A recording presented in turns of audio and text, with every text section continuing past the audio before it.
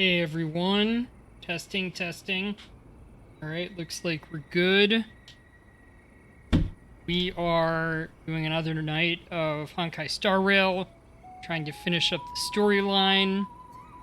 I think I got into another story here, event story. I'll finish that up quickly. But I'm Walter Snucklefox, snacks themed VTuber, doing a lot of gacha content, indie retro, and eventually maybe some analysis and lecture style content, especially programming.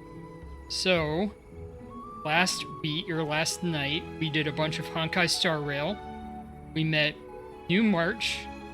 We got into a crazy ride dealing with Lagus. He's finally showed some of his power.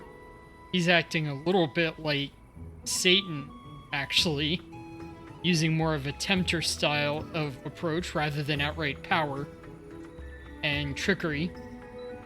And right now, the hero, main character, Trailblazer, my character, Chuckley Fun, has moved forward in time far ahead of everyone else because he was put out of the system and is now trying to get back into the system, find the stuff he needs to rescue everything, and prevent the rise of a new Emanator, Lord Ravager, Iron Tomb. And see how it goes. And this is just event content, which I have to get through, and I forgot that I'd started and left hanging.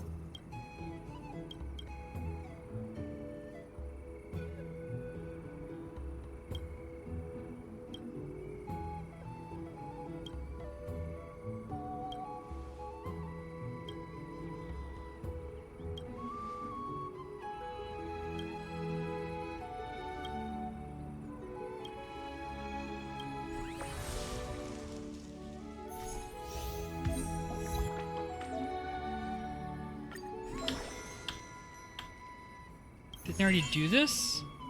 Okay.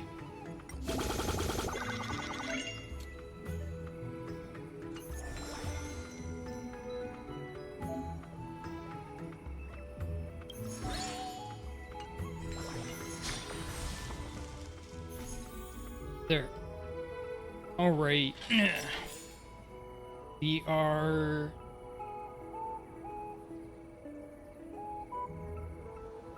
That'll show up.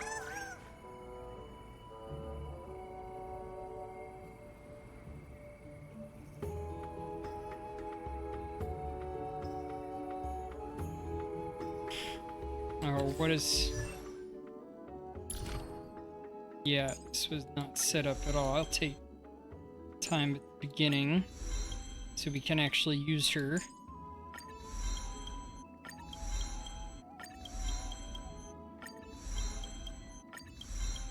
Because I got everything else set up.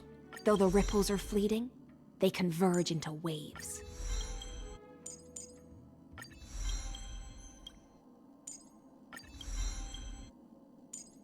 Though the ripples are fleeting, they converge into waves.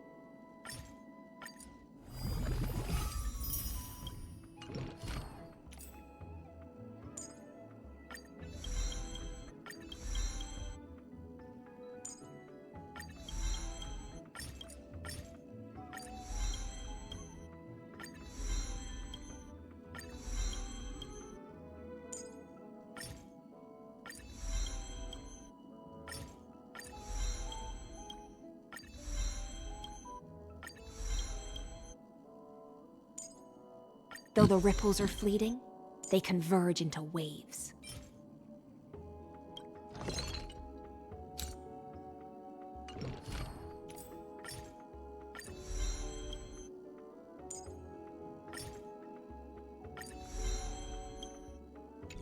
All right.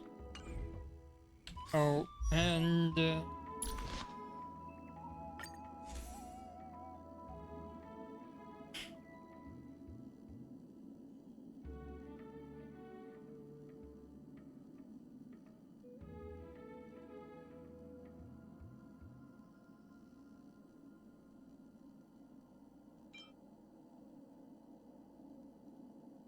think they were just recommending this one.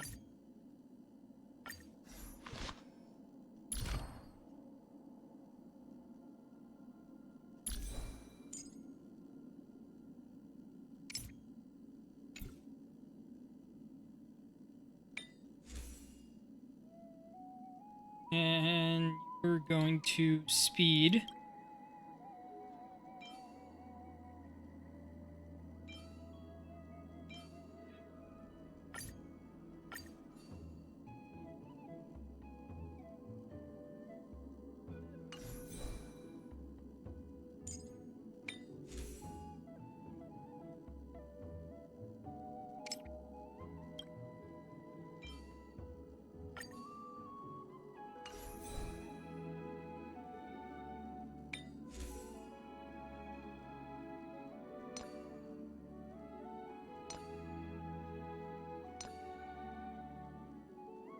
And did I get anything useful here? Oh, yes, I did.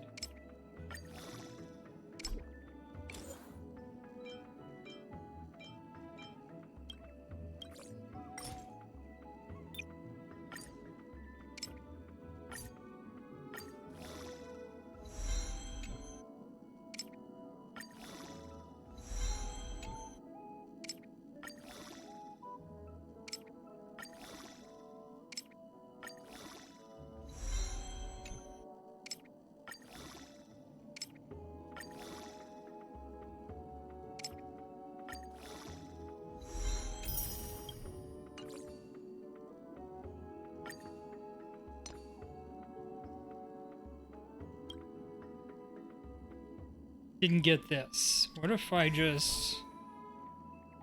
Oh, hold off on it for now.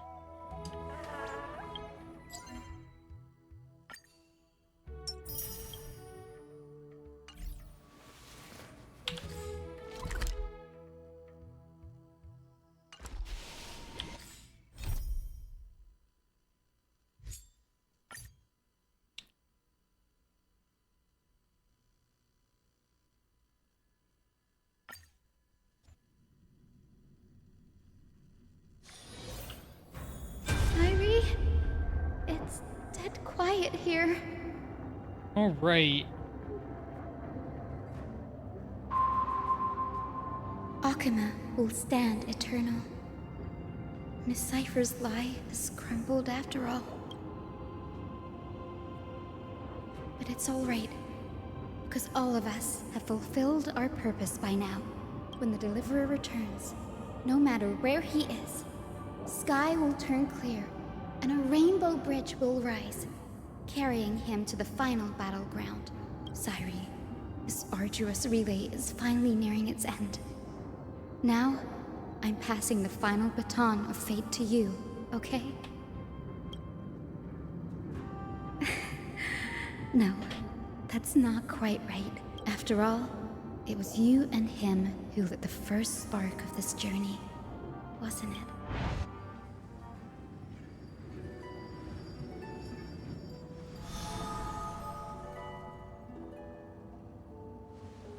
I'll tell you the story of this 1,000-year journey. That way, it won't just be my memories alone. And I'll share the moments I spent with you with everyone. That way, the path we walked becomes a memory shared by all.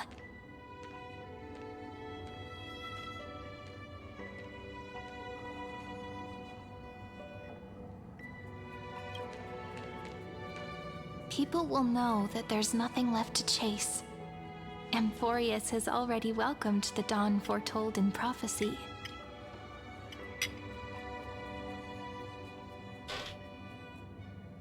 Just like I said, this won't be harder than the last time. Right? Thank you. You've all sacrificed so much.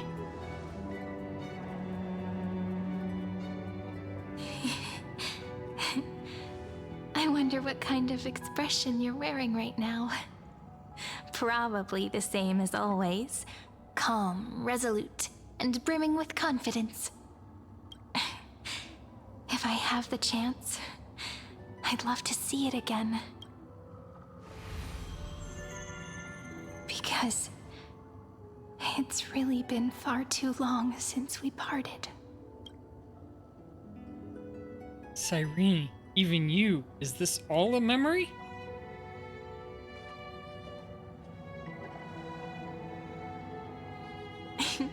Someone as sharp as you must have realized by now that this isn't reality, but a maze of time. As the last link in the relay, I will return to the Temple of the Three Fates, tell Orynyx all of our stories, and bottle every page we've written into the little flask of memories. And then, may it set sail in peace, drift down the river of time along with the core flame of world-bearing, reach your side, and lead you back to Amphorius. Just like the first time we met, right? Even though this cycle has no demigod of time, time has always stood on humanity's side. This is the only way to make sure that the Era Nova won't happen before you return, and the only way I can safely entrust the completed final flame chase journey to the Deliverer's heart. After all, the new world will be born from your memories, and the protagonist of this story mustn't be absent. As promised, I'm back. Let's go. It's time to complete the Era Nova. I believe you will never let us down, just like always. Do you remember when Finan sent us back to the beginning? When you and I got separated? But in the end, I returned to you, carrying all that we've been through. That's what memory is. It may wear down and fade in the river of time, but it never truly leaves. When that hidden corner of the heart is stirred, the past returns even more beautiful than before. So don't worry. Let the 33,550,337th Flame Chase journey become part of you too. I've gotten a lot better at it with the experience from the last time. Next, you will head to Styxia and find the Vortex's entrance guarded by the demigod of ocean before charging toward the final battlefield.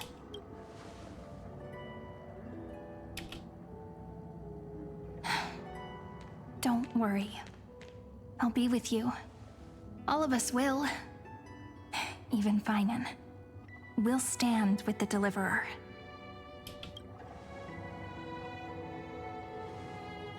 So say a short goodbye, then set off, just like we promised at the start.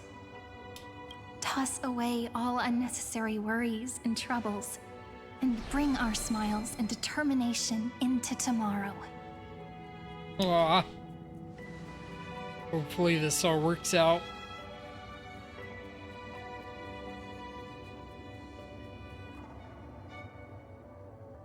The last baton. I wonder how long you'll have to wait before passing. Sairi, what if you wait and wait, but that hero never arrives? That won't happen. Because I know that no matter how long it takes, he'll definitely return to this place. We can't let him down.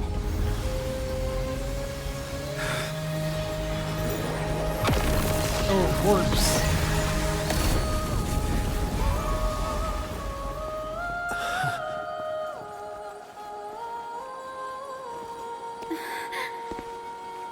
Sky shall rain rays of dawn for you. guidance be with you on your journey. And reason grant you enlightenment. Let strife bestow you with inspiration. Trickery ensure your success. Allow death to protect your soul. And at last, let passage point the way forward. While time will remember the Trailblazers' journey.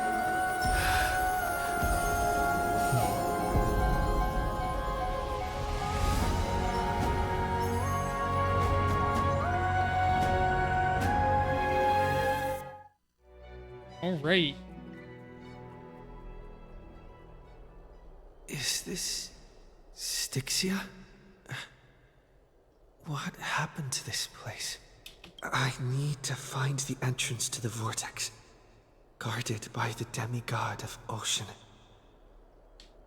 High Sealance.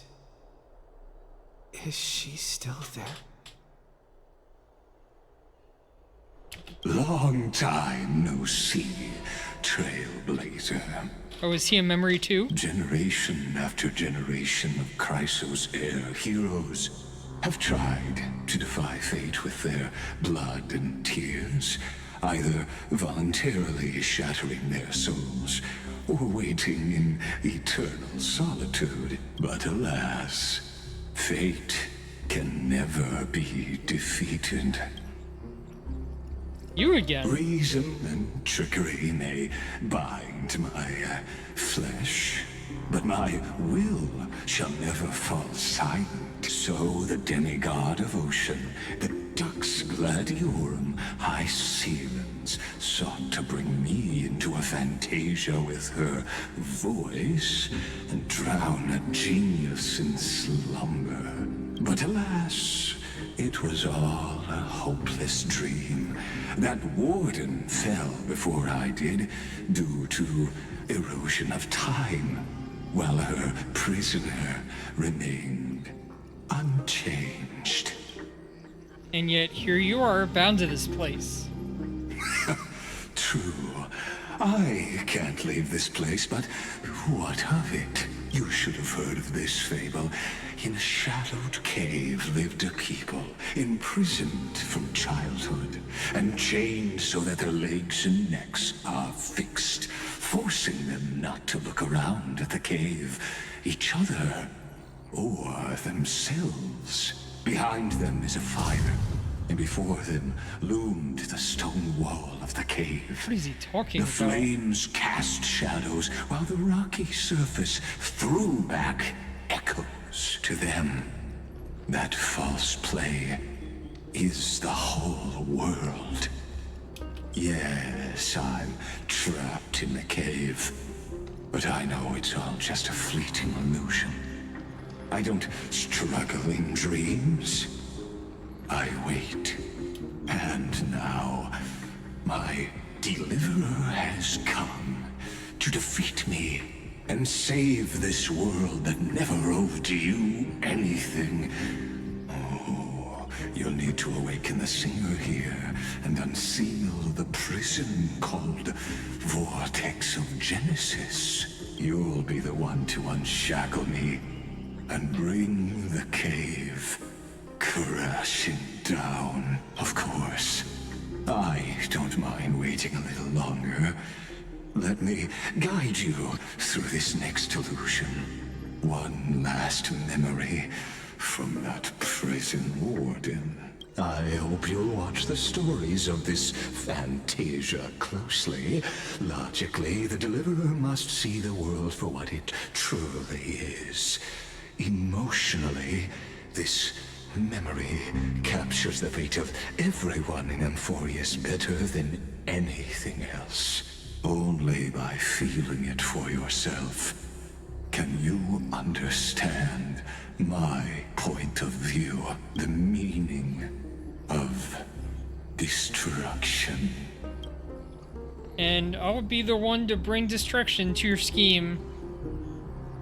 To your unshakable resolve, I salute you. But before we step onto the final stage, let me ask you this. In the spirit of that fable I told you just now, Can the prisoners in the cave learn to see the shadows and echoes for what they are, and stop mistaking them for reality?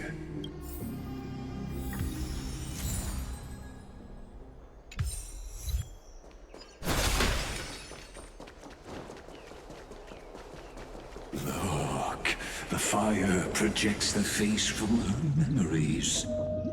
The dark tides flood the sea, and our kingdom teeters on the edge. Fear not. Our queen has gone to the borderlands. She'll quell this calamity herself. This is the scene when the Chrysos heir of Ocean was born. She was once of a Titankin race named Sea Sirens. At that time, Kozlana had suppressed the Black Tide's rise, but he was unable to remove Iron Tomb from its roots. The Black Tide still roiled in the depths of the world, and the kingdom of Sea Sirens was the first to face the destruction head-on. Listen, I heard Electra's voice. She's calling to us. Let's go. Her voice carries the queen's command. Okay. To keep the Black Tide from threatening the ocean, the queen gave her all, body and soul. Born of the queen's chalice, she bore the deepest blessings.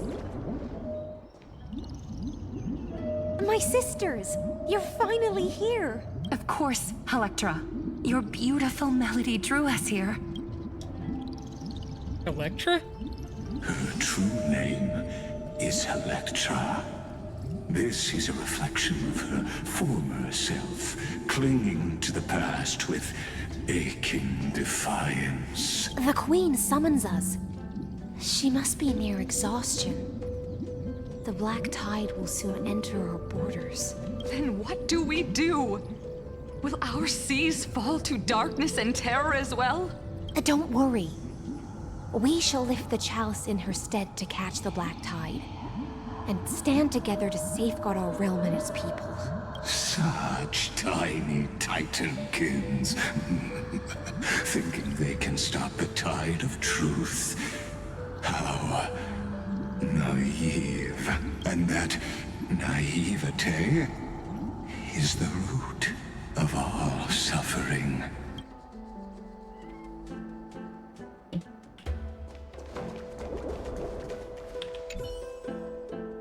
An utterly unremarkable silver coin lies on the roadside, but the moment you pick it up, its strange texture tells you that it never actually touched the ground. Instead, it hovers above the surface like magnetic levitation. I smell treasure. On closer inspection, you notice indentations where a chest once rested. Now it's gone without a trace. Who might be behind this? That's a tough guess. Looks like the spirit, as expected, Barthel.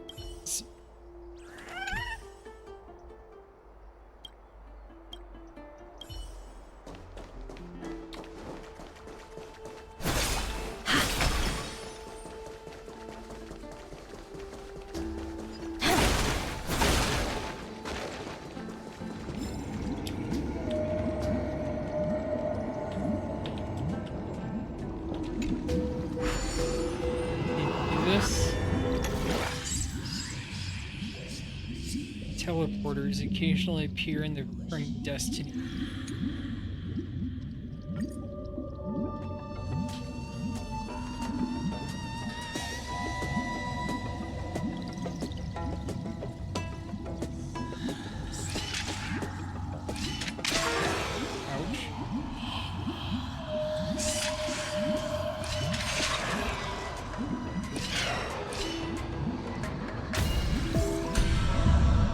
Okay, that was simple.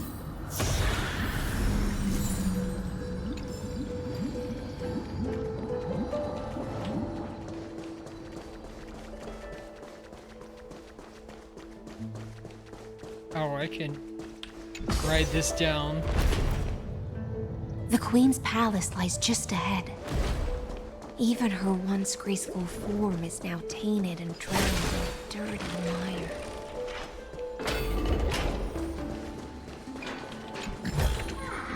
How about exchanging this for some honey brew?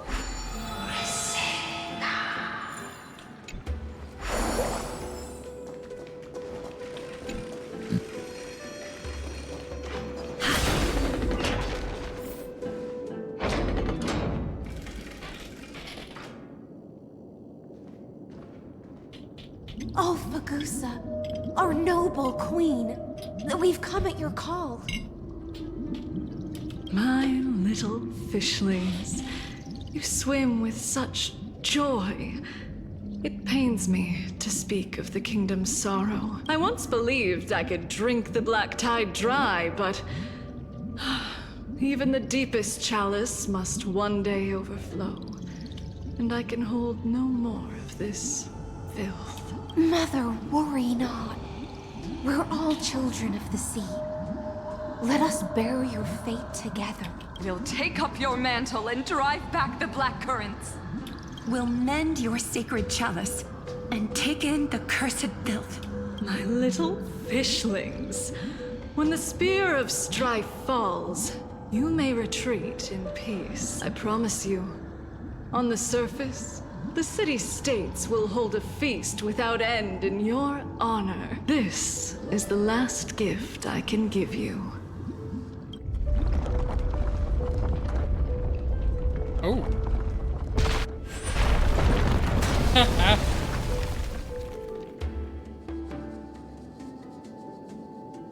Fagusa sank into the abyss.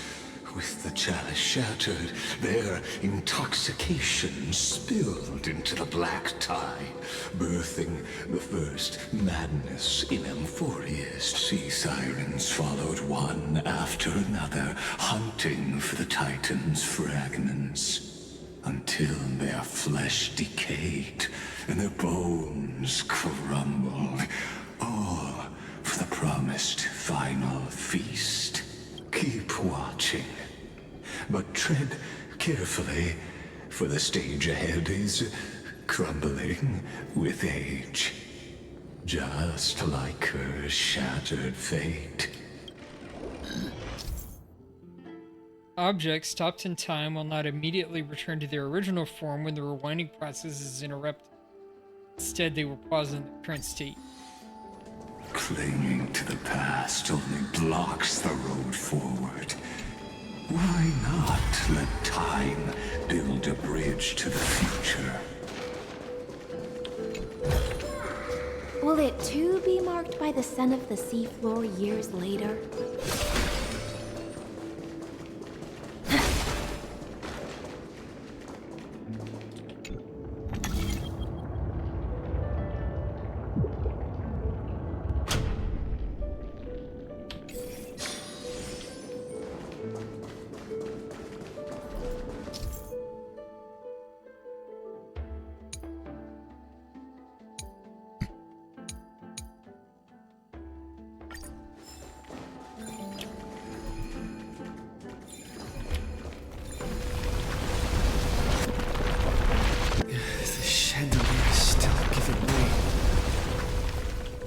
Maybe the chrono vessel nearby can help?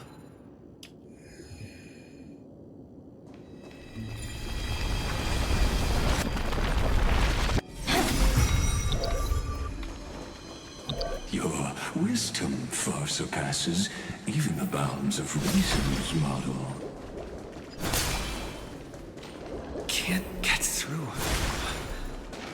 Looks like I'll need the miracle wand nearby.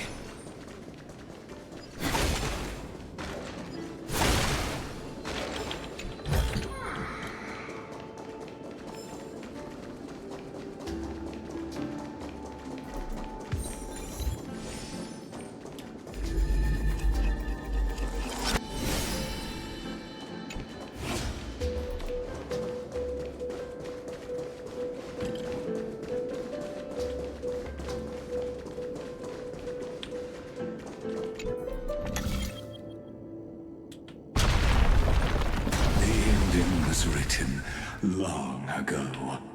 Even you cannot rewrite it. Just like this poor chandelier.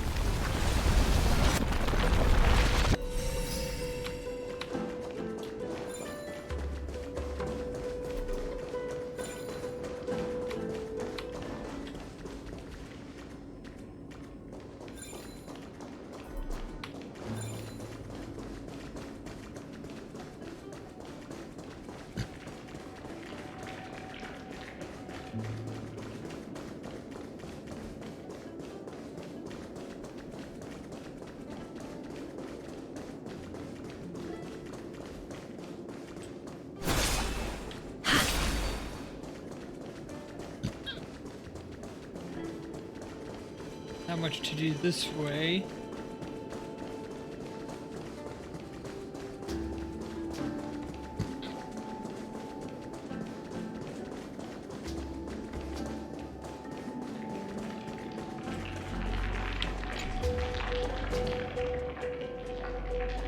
If I can come down from there.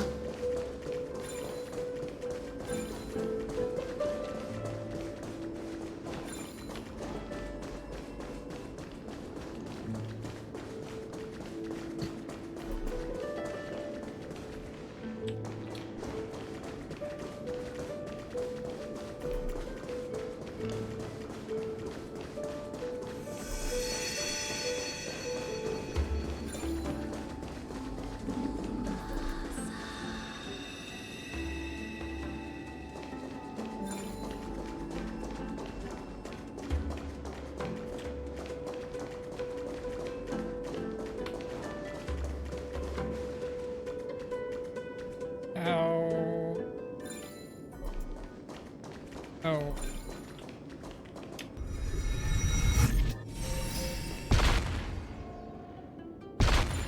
It doesn't bite, yet it finds another way to knock you off.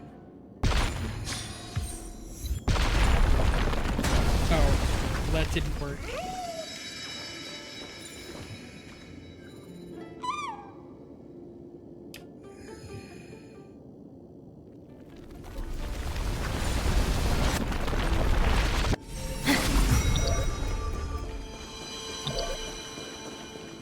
Maybe this is important.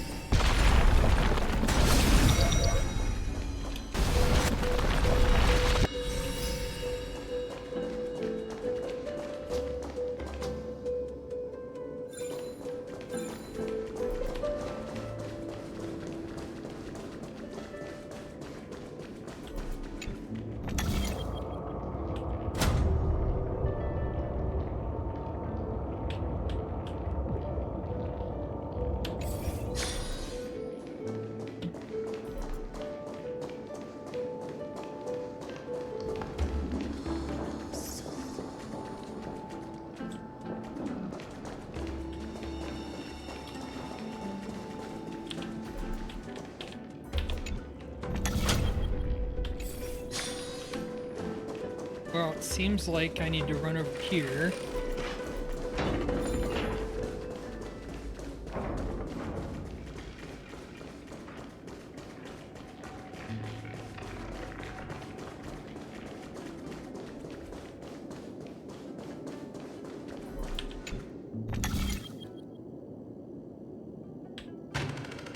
Oh, okay.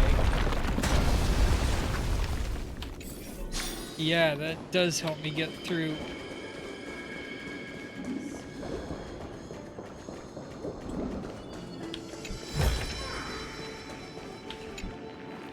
Electra! The fiends have gnawed my tail. I can no longer swim to the far seas. Electra! The black sludge has soaked my fins. I can't dance with you anymore.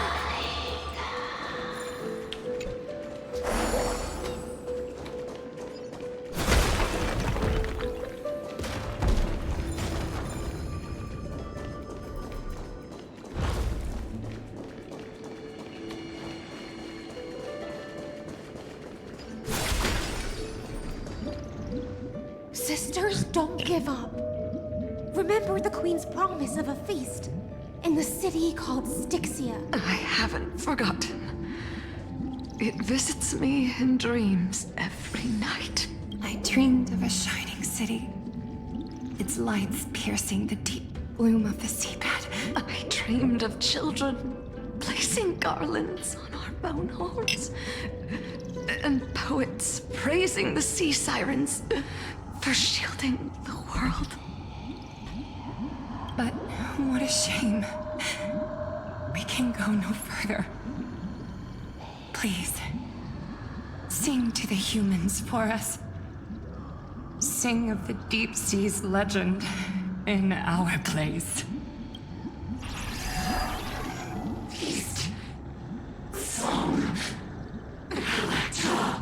Okay.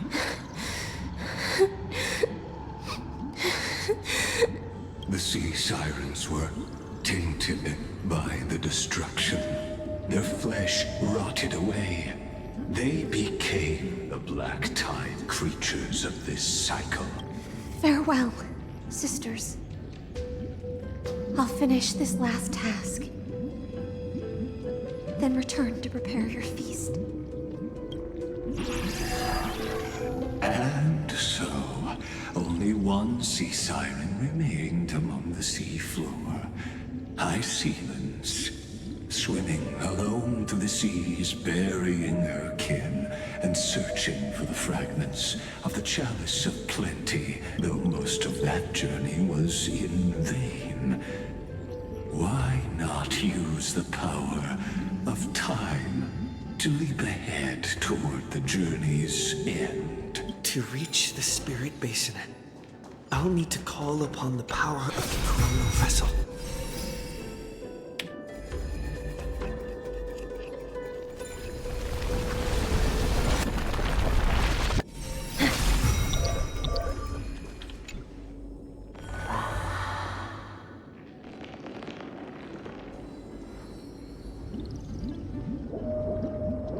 Oh, Godmother, my At sisters are last. gone. The Chalice of Plenty is whole again.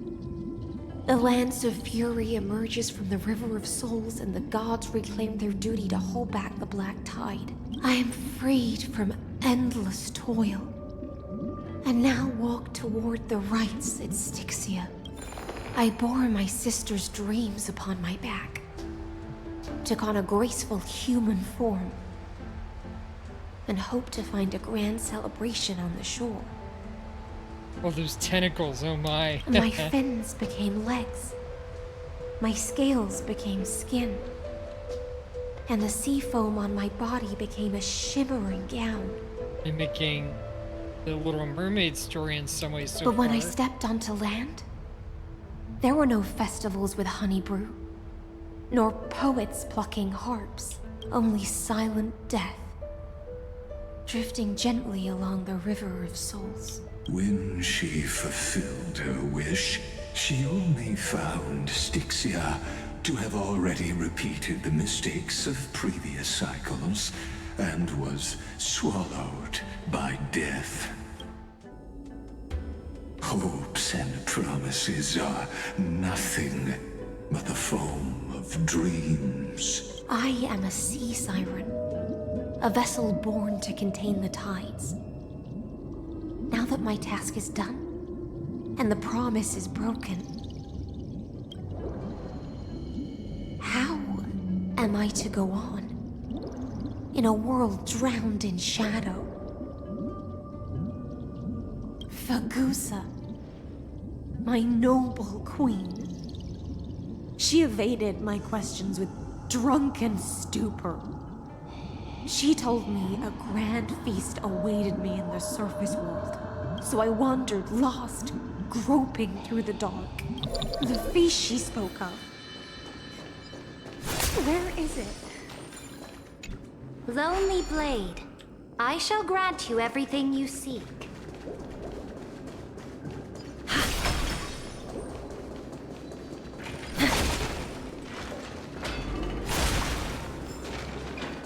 Alright, that opened up a bunch of puzzles around here.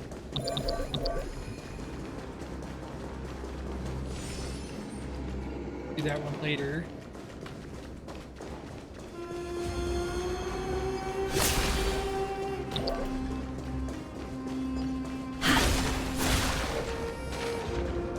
Alright, get that. How about exchanging this for some honey brew?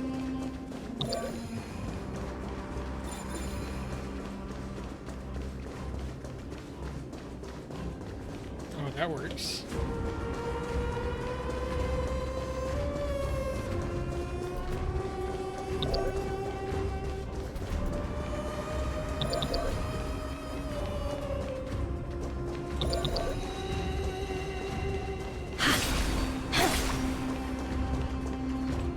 Okay.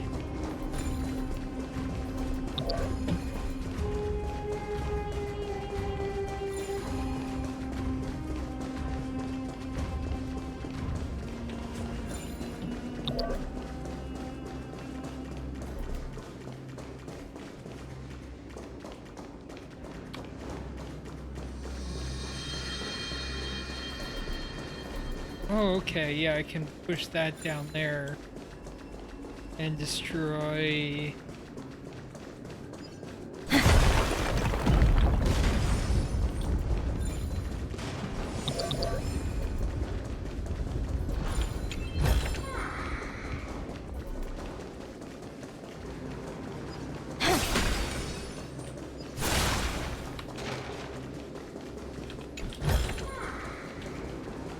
Alright, that got a bunch of the...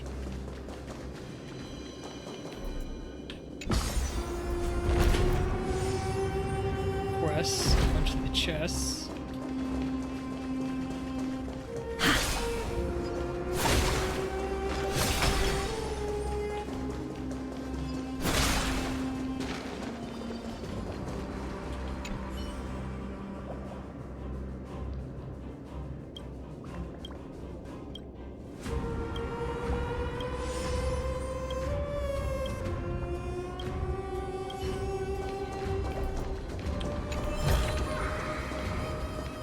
Nice.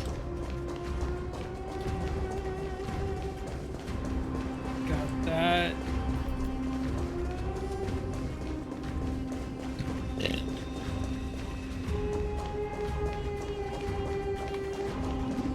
Alright, now that I got all those chests, I will... Oh.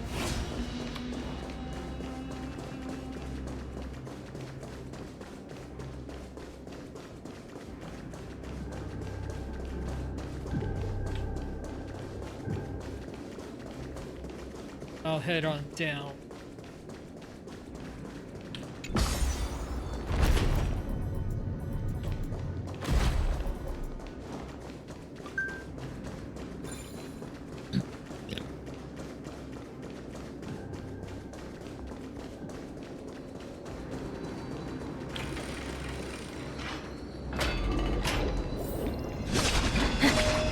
After wandering the surface for ages, the lost sea siren met her future conspirator.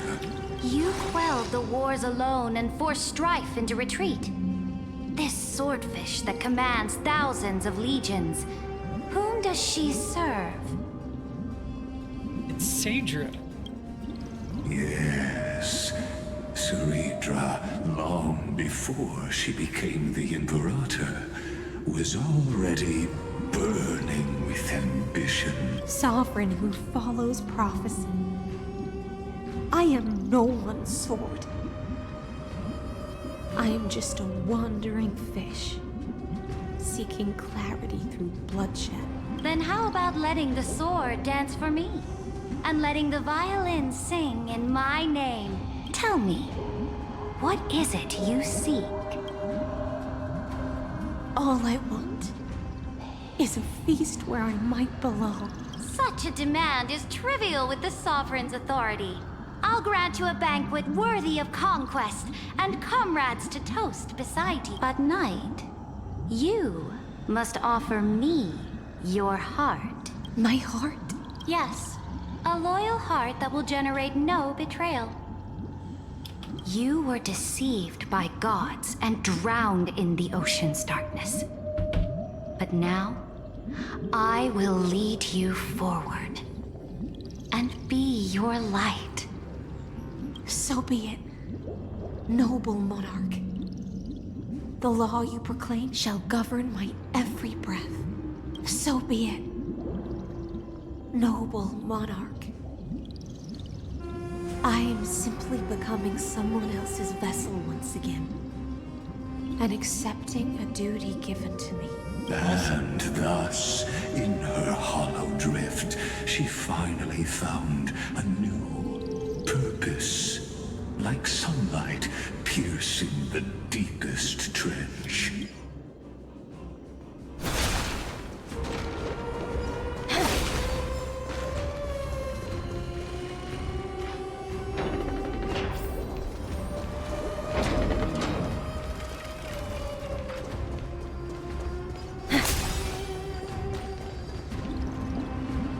Noble monarch, I've cleansed the foulness from the road as you commanded. My blade, you've helped me ascend and take the crown.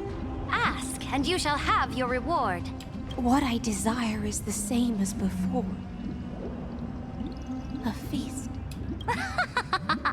Look, I've prepared you a grand banquet. The finest honey brew and tributes await. Fish are drawn to light by nature, for the deep sea knows only gloom. Now I found a flame. It may scald and burn, but it's the only light. Come, let us join the feast. Perhaps the path forward lies hidden among the revelry.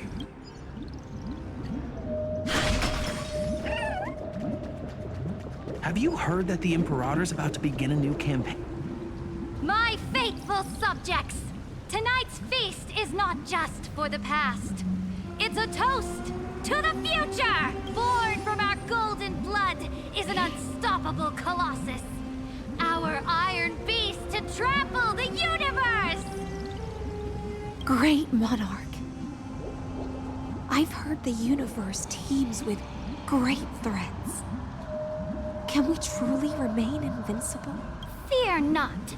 Before the troops of the destruction, such rabble is no more than cosmic dust. Surely there's a planet draped in oceans out there in the stars. Once I claim it, it shall be yours to rule. And to the rest, your triumphs will not go unrewarded. I promise you a new age, free of fear. Now, raise your cups to our conquest among the Sea of Stars! Sea of Stars! Sea of Stars! Conquest among the Sea of Stars. What a grand vision. Yet, to the Siren Knight, only feasts still stir her heart. Come now, join me. Witness the end of this futile dream. Where's the way out of this illusion? Come Come quick! Let's celebrate together! Noble knight, you are truly a blazing spark. It is my honor to share this banquet with you. Noble knight, you have earned victory with your blade. And you have every reason to revel in this moment of triumph. Let me pour you a glass of honey brew. Noble knight, with the sovereign now enthroned, this triumph is yours as much as hers. Let me raise a toast to you. Noble knight, your strength is boundless. Lead us to conquer the universe, and let us toast to that vow! Then drink we shall. Raise your glass. In the deep sea, I never knew what fire was. But when I set foot on land, the first light that I saw was the flames of war, lit with golden blood. It scorched my fins, made me feel pain and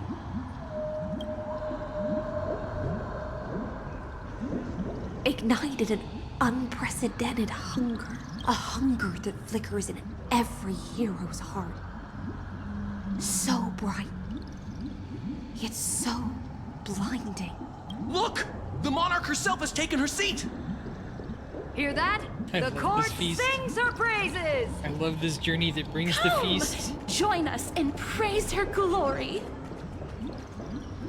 One eye of hers sees glory, the other sees corpses. And yet, she cherishes the name of glory more than fear and death. As they say, the coward died 1,000 times before his end. But the brave face death but once, which gods stand witness. On the eve of war, we sang our hymns and set our sights to sail beyond the stars. The legions will climb aboard the beast, riding it like currents across the cosmos. Planets after planets flew the flags of her crown. Realm after realm was ignited by her flames of war. As the final resistance fell silent, a vast empire rose from among the stars. And this small pond at last embraced prosperity and peace. That's how the story ends. Tell me, visitor, in this dream, did you enjoy the show? It's not the right ending. After all, beneath that still surface lie the bones of countless dead. It's time for me to wake up from this drunken dream.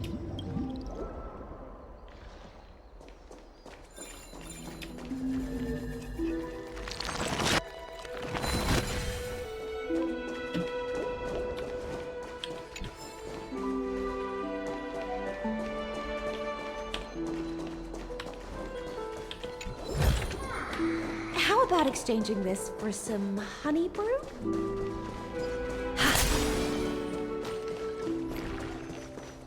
The Imperator is dead! People once cheered for my ascension. And now, they cheer for my fall. The cosmos. The battlefield that I cannot reach. Before the Sovereign's conquest reached its end, her life and ambition had already been swallowed by the deep sea. This is the true ending. Her grand designs torn apart by the blade. Her regal robe soaked in golden blood. And the one who struck her down? The one who struck her down was her most loyal Gladius. You killed her? I don't need to explain myself. A fish in a pond has no hope against the surge of fate. I wandered the shore, found a flicker of flame, only to snuff it out with my own hand. I don't understand. If the ocean's feast, the Imperator's dream, and even Amphorius's existence are all illusions, then what's the point of our journey? When the Deliverer returns, I will let this absurd celebration come to an end. But Greyfry, I can't help but wonder how I dearly wish this feast of the Flame Chase would never end. It seems she sensed your presence. The Fantasia's foundation is starting to crack. Let's return to the prologue. Remember the allegory of the cave. Can the prisoners in the cave learn to see the shadows and echoes for what they are, and stop mistaking them for reality? Quick break as I go to the bathroom.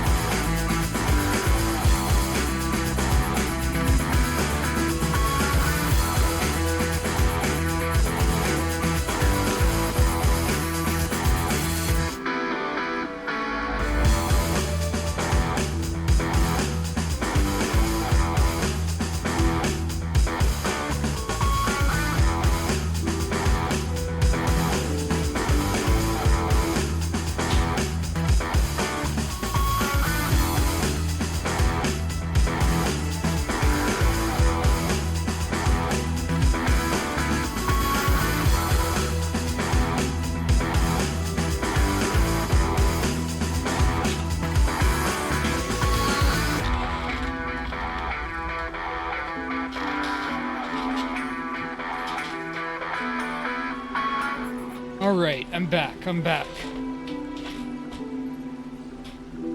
As you've seen, when she cast off her chains, finally turned to look around, and moved her legs, her reward was nothing but searing pain. The light will blind her, for the fire behind her had never once actually touched her eyes.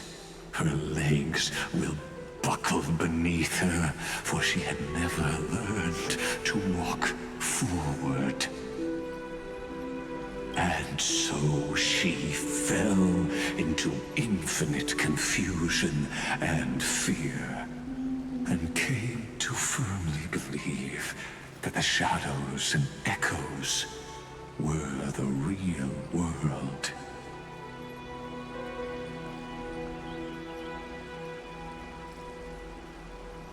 But we in the cosmos, are we truly any wiser than she was? Now, nameless one, fateless one, ask yourself this. The paths you tread, the eons you worship, everything you've trailblazed with your own hands, could it all be someone else's projected shadow? Let's leave that question till after the curtain falls. Once you've unearthed every last truth and reached the prison built for me by the demigods, I'll speak with you face to face. I, the Theoros, have walked the 30 million histories born by Kozlana. 1,000 years is a mere atom in a grain of sand to me. Amphorius, compared to the cosmos, is but that grain upon a whole beach. I swore to bring an end to the erudition. Would I really let a single grain grind down my mind? Now, please use the power of time to open the gate to the ocean's depths. Go, find the prison warden tormented by loyalty. Find her, step into the world's vortex, and once there, end everything between us. That palace reflects the heart of the demigod of ocean, intoxicated, stagnant. There, you'll witness the true beginning of the saga of deliverance. An ugly history, long buried by tides and shame. A staircase of apotheosis that the Imperator forged with the golden blood of 500 human sacrifices under the pretense of conquest. I'll wait for you at the heart of the world. But to reach the place, you must... Beyond this door lies the path to the vortex of Genesis.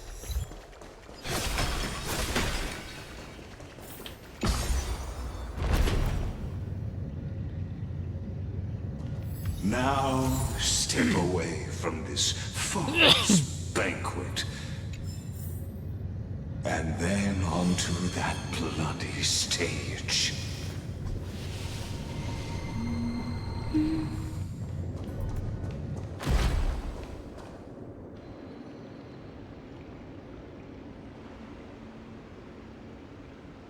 The palace that worshipped the ocean, the sanctuary connected to the vortex, was also once the battlefield of the first flame chase. The flow of time has slowed down. Her exuberant song halted the passage of time in this place, imprisoning my body and shielding my soul from deterioration. All just to await your return. The twisted time and space reflect her confusion.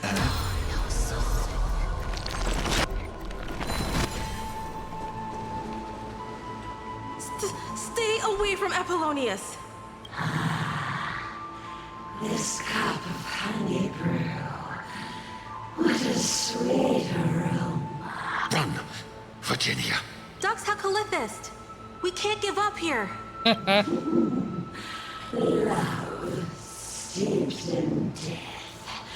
How delicious. Sadly, all you see is a remnant of history.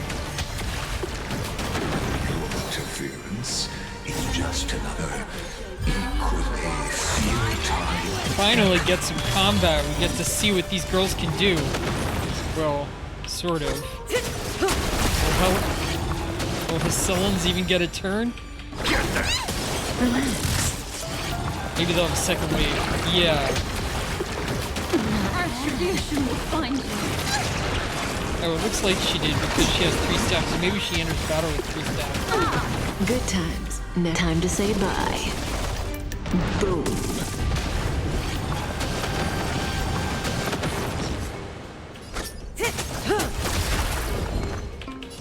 Finally get some healing out. A warm current.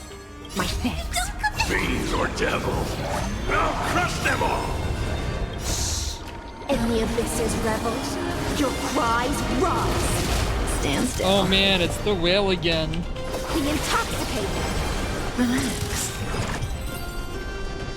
Apollonius, look. I chased the enemy away. But I think I can't go any further.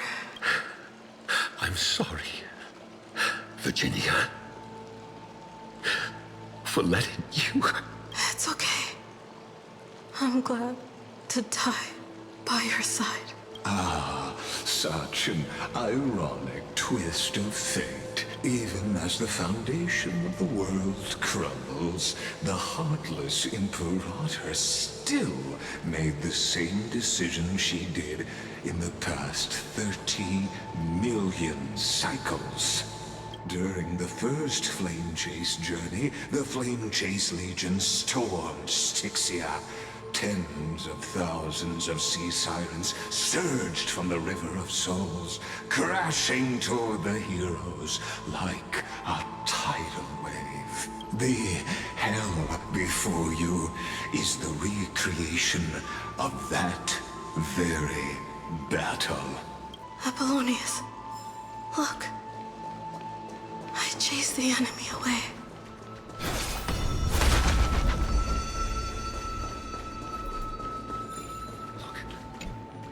It's the Deliverer!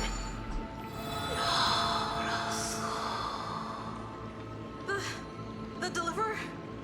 He's back?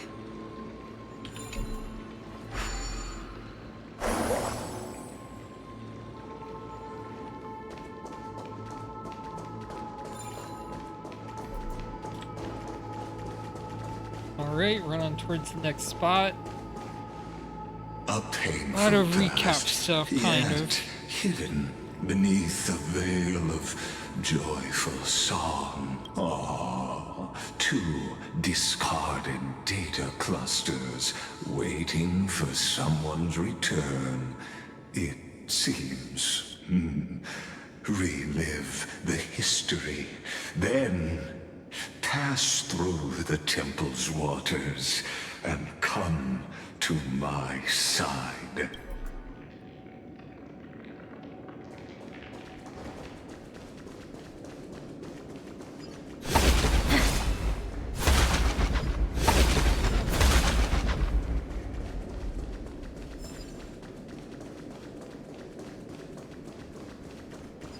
Looking around here.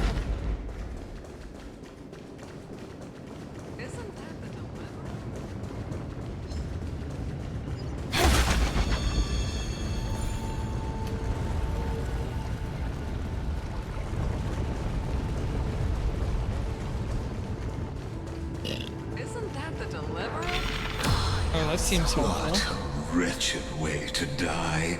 The Flame Chase army, devoured by warbling fish, never saw it coming.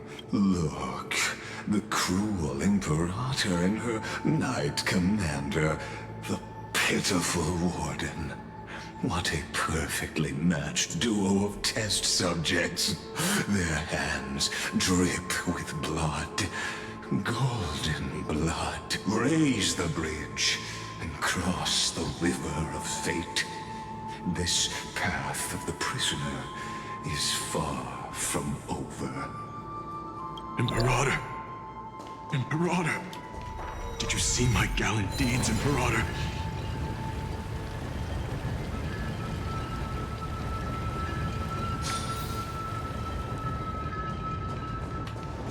I'll go see what's on the other side first.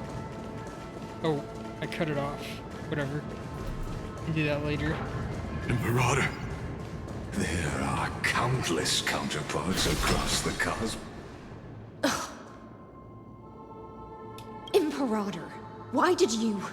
You're here, Dux Gladiorum. You ordered me to seal the sea route and handle threats from the rear.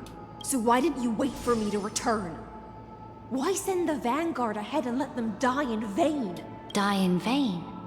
No, you're wrong. Their golden blood won't be spilled for nothing. The other dukes have paved the road for me to become the god of law. The trial of law? You never spoke of this to anyone. What is... The one who wishes to bear law must purge this world of its curse, and offer the blood of the accursed as sacrifice. I pondered long on what Talantin meant by blood of the accursed. Then, I found the answer. You, I, and every Chrysos heir summoned by the prophecy are the accursed ones. Just like that arrogant Theoros said, our golden blood is the agent of destruction, the antithesis of the world's fate. Dux Frigoris, Dux Brumalis, Dux Helcalethist. Their fate was sealed at that moment. Dying on a glorious campaign was the final gift I could give them. You speak as if they didn't die because of your cold-blooded schemes. Was their loyalty meaningless to you? Losses are a constant on the Flame Chase journey, among which even life itself holds little value. If a subject marches to war without that conviction, then yes, as you said, shallow loyalty means nothing. And what about my loyalty, Ceredra? You sent me away under the pretense of guarding the rear. Was there any shred of humanity left in you? Because you still have a duty no one else can bear. Only you can uphold Fagoos's divine authority. The choice is yours now. Cast off the chains of loyalty and drive those blades through my heart. Or stand with me and sever the ocean's last breath. If you no longer share my vision or believe in the new law I seek to weave for Amphorius, then go on and end me. The Imperator of Amphorius may be ruthless and cruel, but never a liar. When I say life itself holds little value, know this. I am ready to sacrifice everything for the ambition to conquer the Sea of Stars. Now you've seen it. The brutal Imperator was willing to spill the blood of 500 heroes to complete the trial of law. As for my poor Warden, her suffering had only just begun. So what did Hysilians choose? I'm no storyteller. I have no duty nor interest in filling in the history you've missed. I just want you to witness the monstrous choice the Imperator made before the Chrysos heir turned their blades against me. Why are you showing me this? I gave up on using words to solve conflicts 2,000 years ago. But I won't squander a chance, not even a sliver of one. If there's even a crack in the walls of your conviction, then my victory is already assured. Now that the past is settled, let's turn the page and bring time back to the present and dive deeper still until we reach the very bottom of the abyss.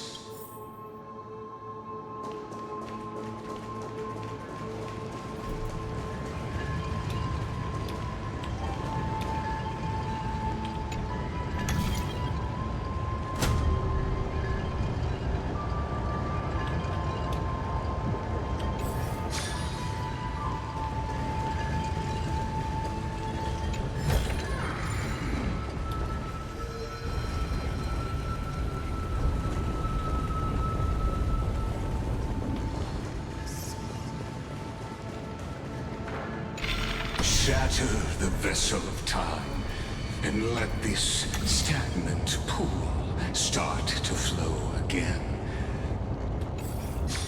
Just like the broken fate of Amphorius. This hidden gate leads to the vortex. Hurry now. The time of our reunion draws near, Deliverer.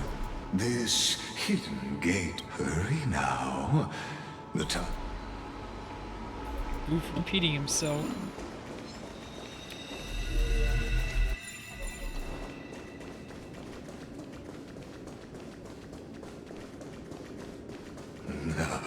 This cruel journey Purify. will reach its end at long last.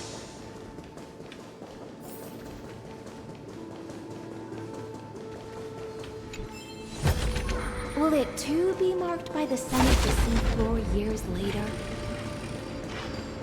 You've been silent a long while, Dux Gladiorum. Starting to doubt your decision? Save your breath. After the trial, there's nothing left between us. So you'll stop? How about explaining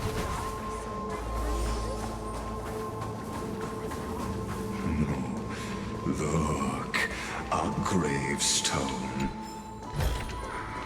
But whose name does it? It was here that the prisoner, who thinks herself the prison warden, made her choice. Witness, listen, and awaken. Dux Gladiorum. I've lost count of how many times you've stood here over the past centuries. You talk too much for a prisoner like Kyrgyz. Two geniuses who defied law and all the Chrysos heirs who sacrificed themselves in this cycle worked together to chip away my strength. But they, you, can never affect my will. And as long as my will remains intact, I am free. Don't get ahead of yourself. I still have ways to chain your divine soul. Please, do surprise me. But I'd say your mission is nearly done here, isn't it? Oh, it was here you gorged out the core flame of ocean from Fagusa's body. It was here you and that Imperator both completed apotheosis, becoming pillars of Amphorius. And after that, you drove your blade into her heart. A loyal subject turned regicide.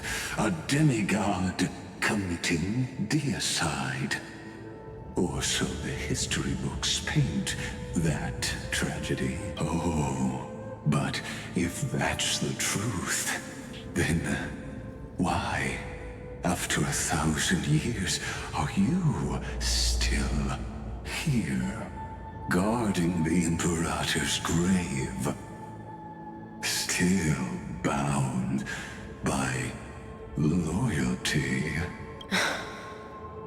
Come to think of it, perhaps I'm not the only one imprisoned here. Your calm does stir the rage in me. As if the one paying the price here isn't you, but us. The ones who lost everything. That's only because I've waited 13 million lifetimes for my vision to be realized. Countless millennia. Loneliness never once showed me its fatal side. In fact, for a prisoner of the cave, it's more like an old friend. One that helps me think. But you're different, Dux Gladiorum. Loneliness has crept from the silent depths, sinking its claws into your mind. Bit by bit, it's peeling you apart. Will you regress into one of those lost mad sirens? Oh, what a shame that would be. You're right, Lycurgus. Loyalty, curse, the fall of my kin, and this endless waiting. These shackles are too heavy for a fish that cannot perceive any light. I can't break free of the whirlpool that's pulling me under. Nor do I have the unwavering resolve to force myself to wait for that person's return, as everyone hoped for. Oh, deliverer from beyond the sky. My executioner. How much longer until he arrives here? Or will he ever return? I don't know. And I doubt anyone does. Then, what will you do?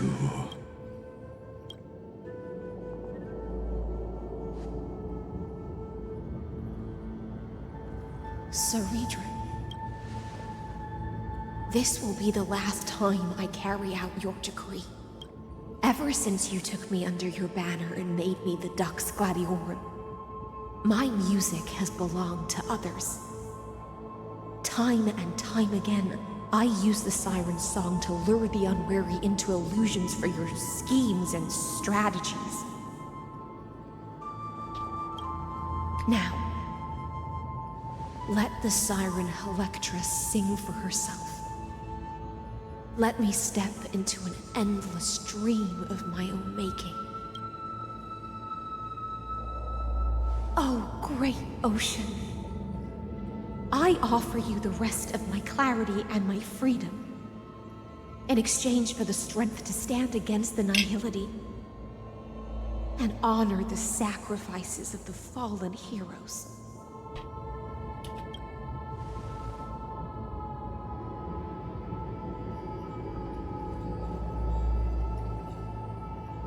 Greyfry, deliverer from beyond the sky. When you ride the current of time and find your way here, you'll hear my solo. It will guide you to the heart of this world. By then, I may still be lost in my self-wrought slumber, but I'll uphold my part of this long relay and guard the shackles that seal the Theoros. Do you still remember? To awaken someone from a siren's voice, you'll need the goose's honeydew.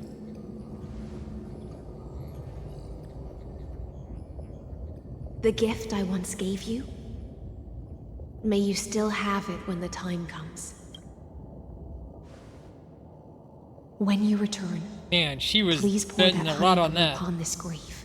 It holds the story of all our struggles and sacrifices. May you see it one day.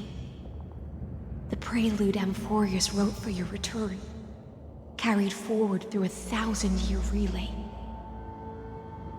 Hey there, Lurk. We are finishing up the second half of the Honkai Star Rail patch story. We did polls yesterday, and I got the new character, Isilens, which is starring right here. And we had a fun stream. I think we're a bit over halfway through. How are you doing? When your morning ends, I'll likely wake from my dream as well. Then, follow the trail of echoes and find me.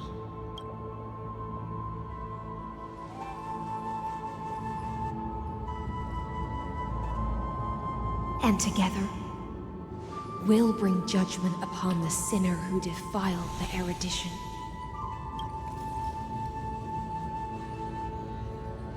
At long last, 33,550,336 cycles and 4,930 Doing good. Started playing Elden Ring. later. Are you familiar with those games? Have you played Dark Souls? Curtain is ready to fall. I played a little bit of Dark Souls a few months ago, and I also played a little bit of No Rest for the Wicked, and I really want to get back into that one. I didn't do either of them on stream. I was just seeing how I liked them. The shadows within the And when I cave played No Rest for the gave Wicked, it was before the major everything. update that they just did. Yet all they did They were advertising it kind of like a Diablo game, but it's much more like a Souls game that I can figure out. futile effort steeped in sorrow.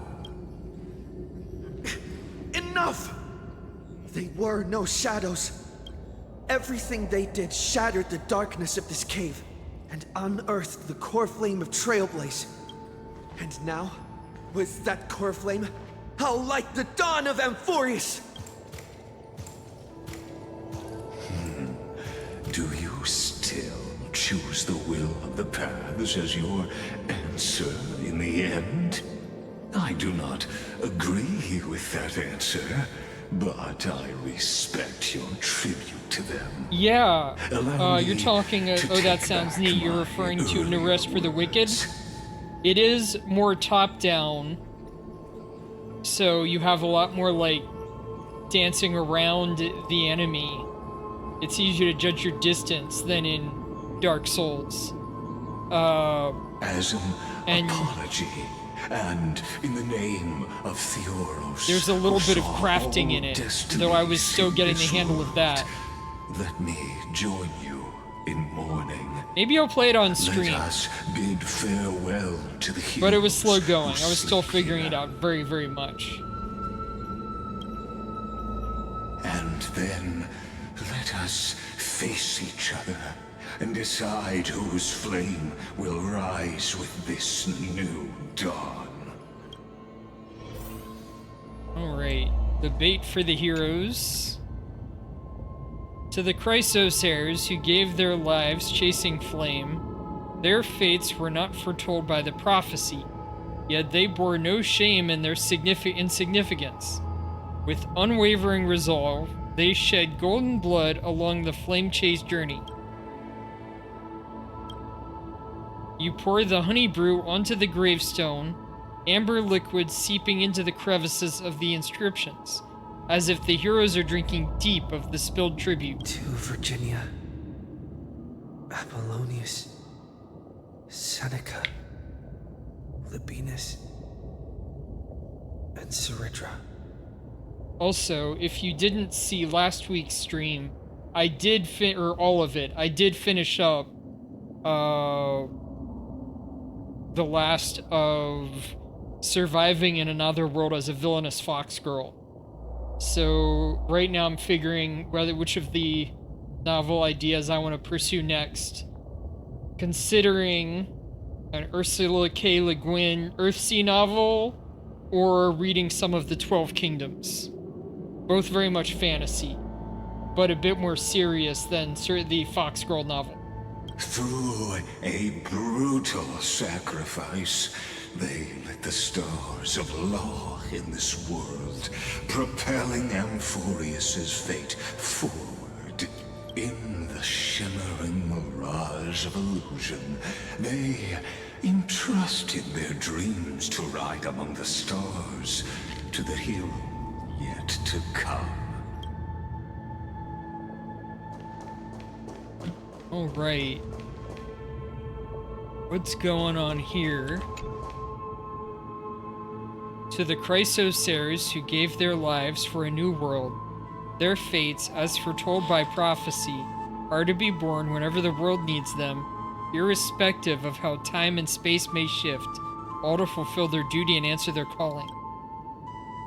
The bait for the heroes. You tip the chalice once more, the honey brew bathing into the stone like golden blood upon a demigod, forging destiny through its purifying flow. To Aglaia, Trebios, Mightymos, Castorus, Anaxagoras, Cyphera, Hyacinthia. In a relay spanning 1,000 years, they stood against enemies far beyond their strength and won a bitter victory through what seemed like futile resistance. And in that same 30 million cycles, also marked by futility, they remained steadfast in fulfilling their duty to the experiment, unchanging, unwavering. Let this be the end of mourning the fallen. At last, allow me one final toast to the lost prison warden, a prisoner bound by loyalty.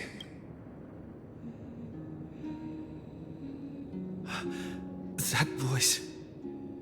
Could it be? Bathed in the honeydew of Fagusa, she will awaken from her 1,000-year dream and sing the final song of her mission. Silence. This tombstone of the old world serves as the anchor of the Siren's illusion, a sigil Electra used to bind herself. At the same time, it is the very thing I once proclaimed at the start of the show, a microcosm of Amphorius itself. A group of prisoners bound themselves in a cave, crowning their suffering with heroism. An epic staged with shadows and echoes. Now, destroy it. End the illusion. Theoros will take his leave for now.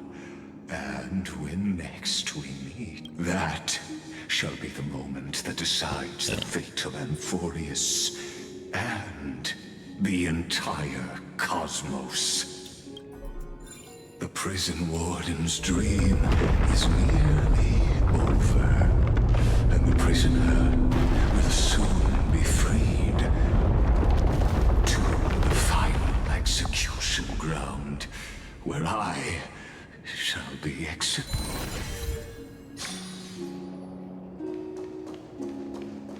This world and I shall haunt here until we meet again. Will it too be marked by the scent of the seafloor years later? Thing over here. No. Alright, so what's been happening in this part is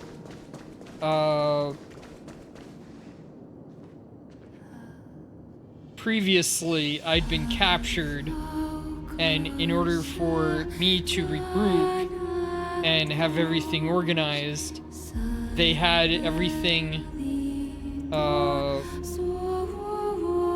step by step leading me to this place, and also trapped the guy with the hole in his chest here.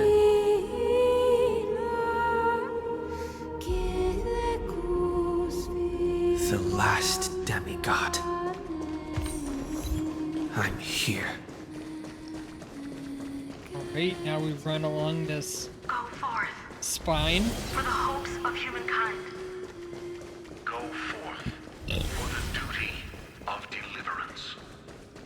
Go forth for the belief in flame chase. Go forth for the Golden Blood's glory. Go forth.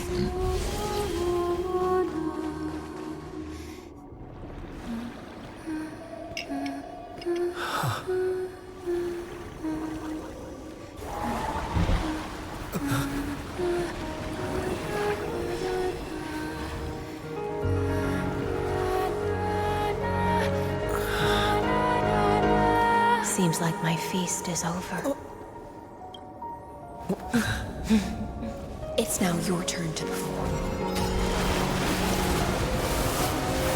Interesting. Now she's taking me down to the court.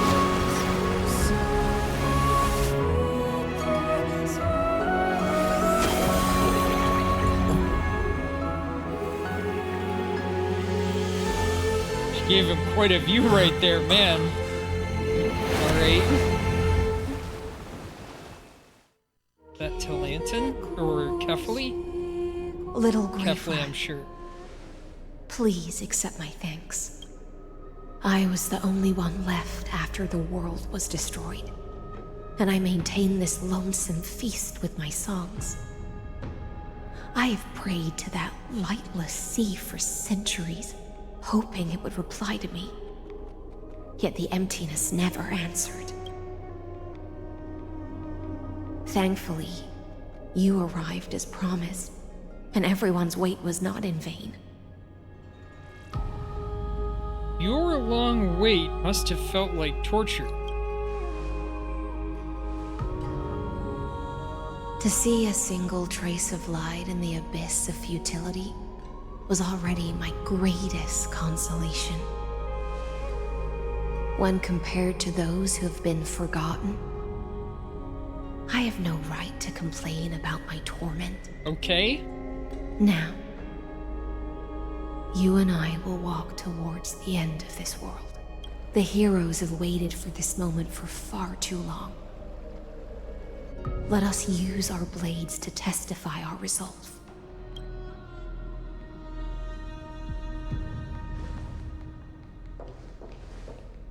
Oh, prisoner of the seas. Theoros carrying 30 million cycles of sin. Slave of erudition. Show yourself. The Deliverer has returned. And the time of your execution draws near. I see an awakened human who has mistakenly taken fallacies as truths and has returned to the cave to try to bring his friends into the sunlight he once bathed in. Alas, prisoners will always be prisoners, blind to the very chains that bind them. As the only other existence with free will in this world, I express regret toward your choice. But I shall retain your right to express yourself. After all, every actor should have a final line before they bow out. It's time to end everything. I eagerly look forward to it. The last dusk this world will ever see shall become the climax that decides the fate of the cosmos. Oh, what an appropriate end. The Amphorian demigods use every ounce of their strength to constrain me here.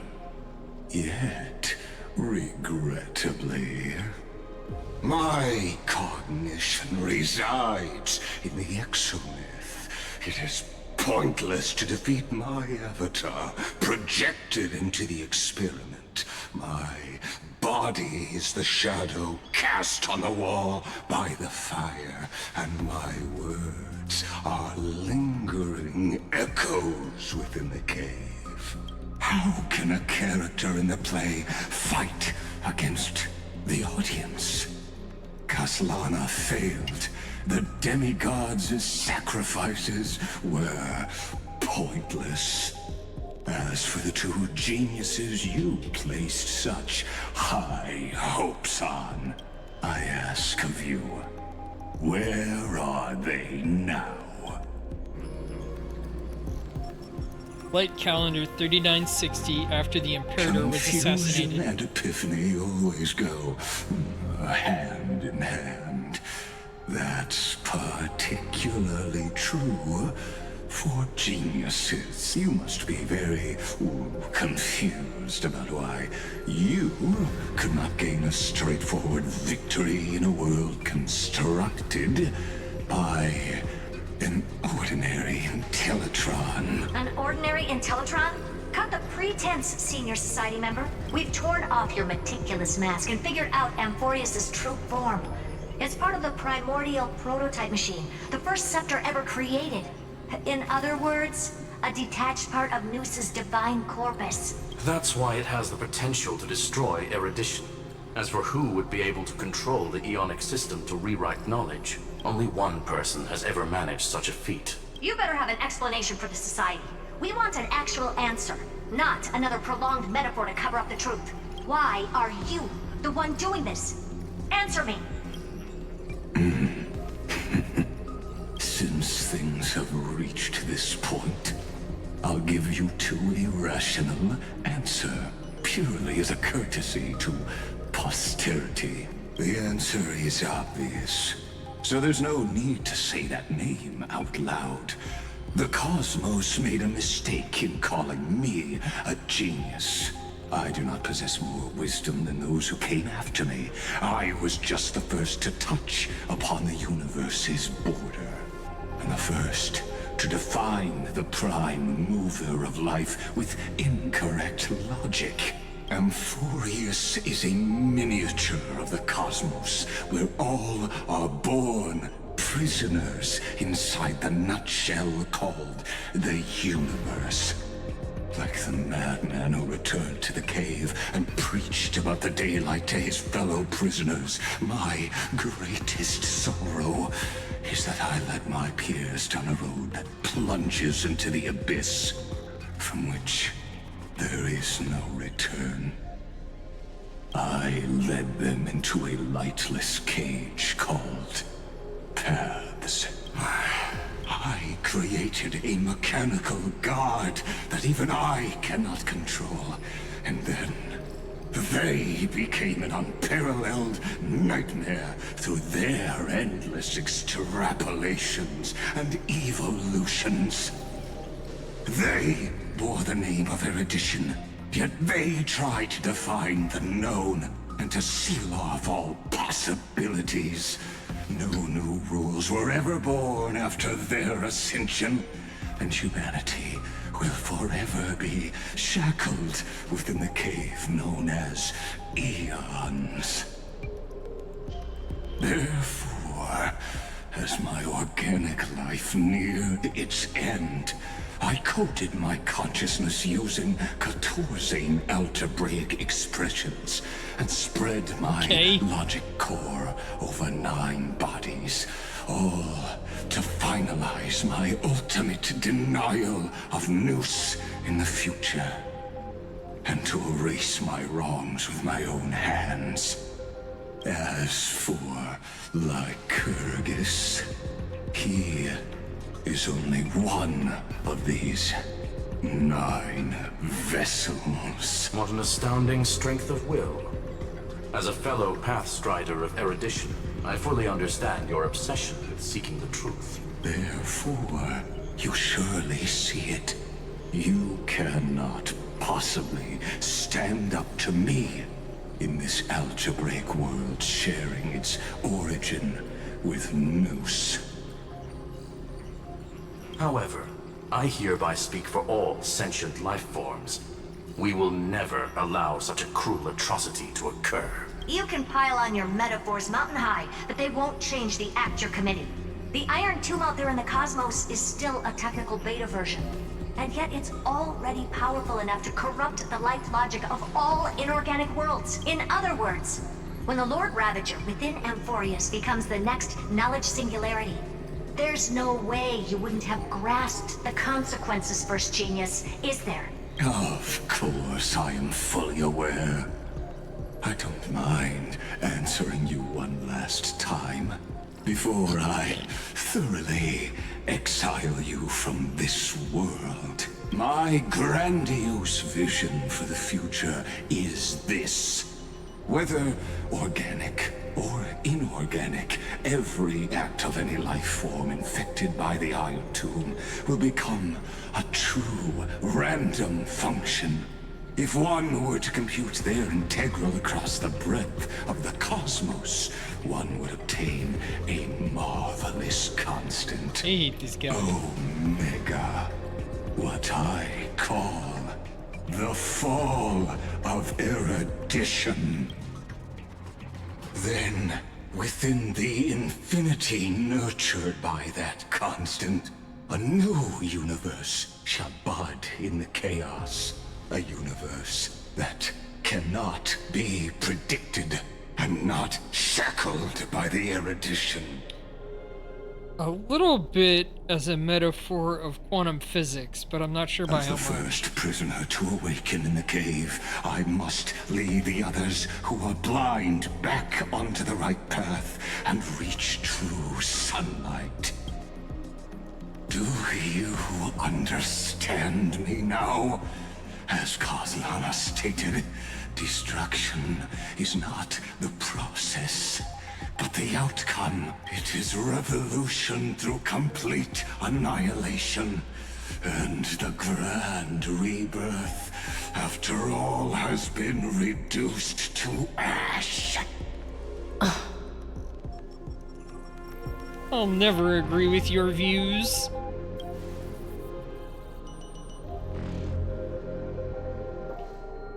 The Amphorians already answered long ago. Be it as tiny fish destined to be swallowed, or as a giant whale poised for a magnificent descent.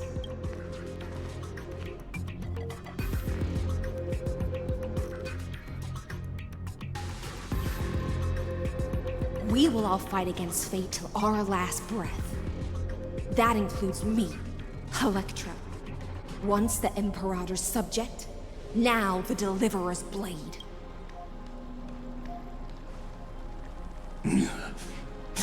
Oh, such noble chivalry. Admirable. I will also show my true self to you on this momentous occasion as a gesture of respect. And provide an insignificant academic suggestion. Thus speaks Genius Society number 1. Xandar 1 Kuwabara. Kuwabara? The Telecade of the universe's Alpha and Omega. There's no need to rage against the truth.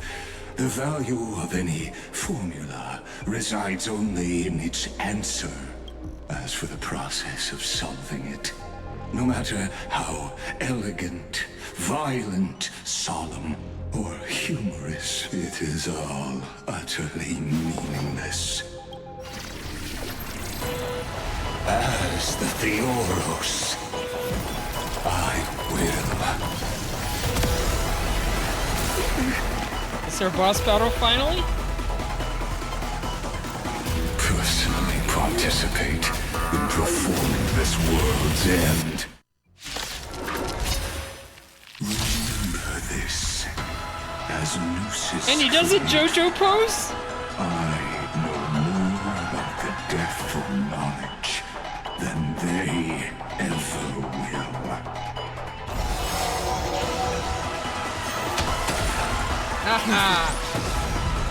This is Lycus. Welcome in, that white guy. Yes, we're going at it. And look, I've got the new fish girl. She's about to do some damage. Just in time. When Xandar switches to evolution mode, enemy targets appearing on the battlefield or ally memo sprites being summoned can accelerate Xandar's mode switching.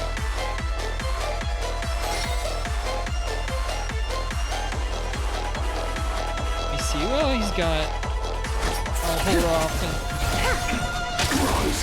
her stuff. Why, of course. Don't let waves Speed up open. mode. Stand still. Time to say bye. Boom. Destiny isn't chosen. Relax. So he's got 5. The Antimony state will activate ultimates. However, using an ultimate during this effect will cause massive HP. Oh. Hopefully, Quackbot can keep up with it. Destruction needs no introduction. Let us use bold inferences.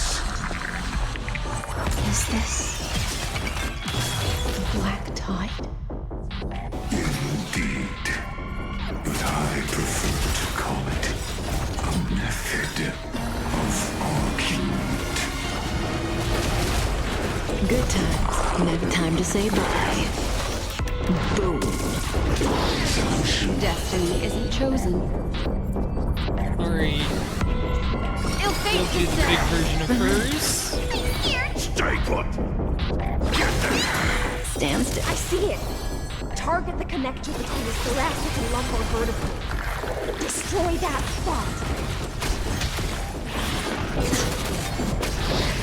Entities must not be multiplied beyond necessity. I do not mind demonstrating this to you personally.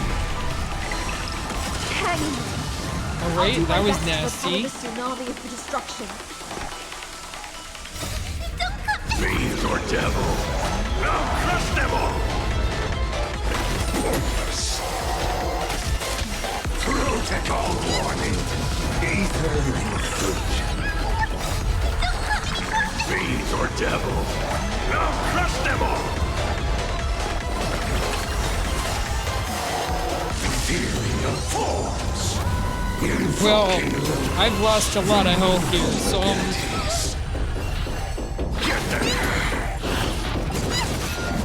curious what's gonna happen.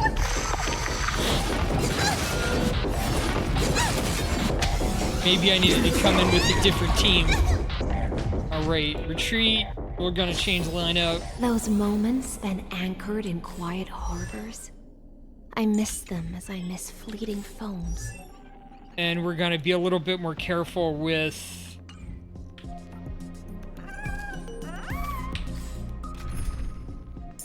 alright. You got switched out for somebody who can keep up. Better. yeah.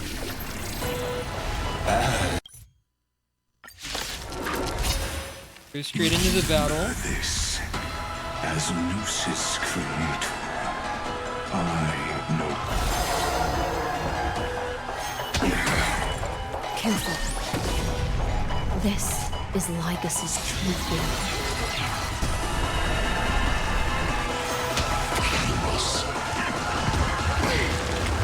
They're lost.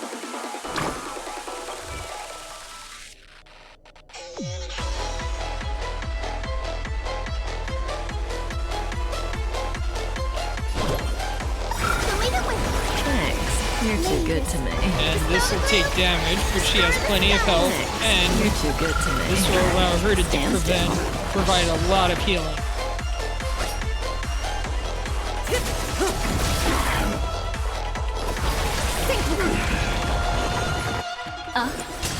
Relax. Logic is not Pair of shackles.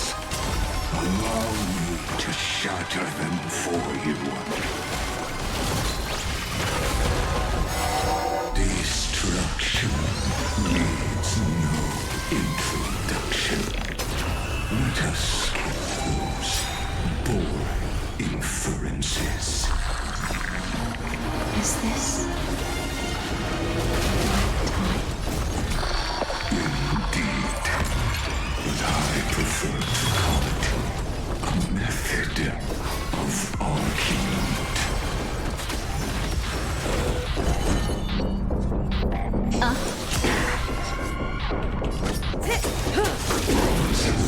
Good times. Time to say bye. Boom. Entities must not be multiplied beyond necessity. I do not mind demonstrating. Alright, that was a lot healthier. Personally. Hang on. I'll do my best to repel the tsunami of destruction. I see it. Target the connector between the thoracic and lumbar vertebrae. Destroy Reset that while we have the chance. Like a warm current. Stand still.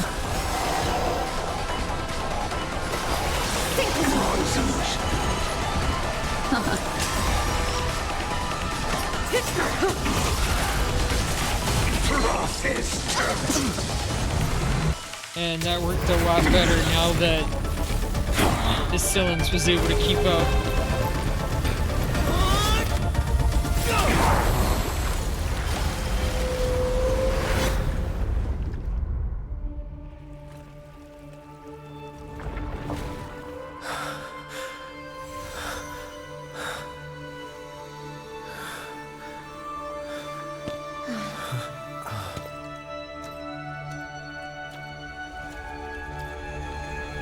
All is futile.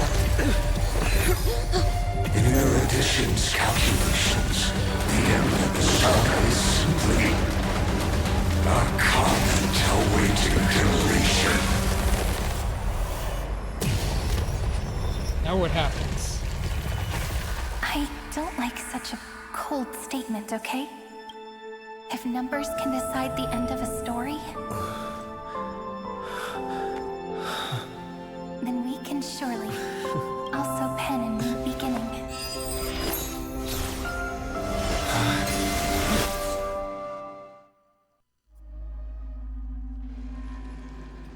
Light calendar 3960 after the feast. Screwy, what do you think?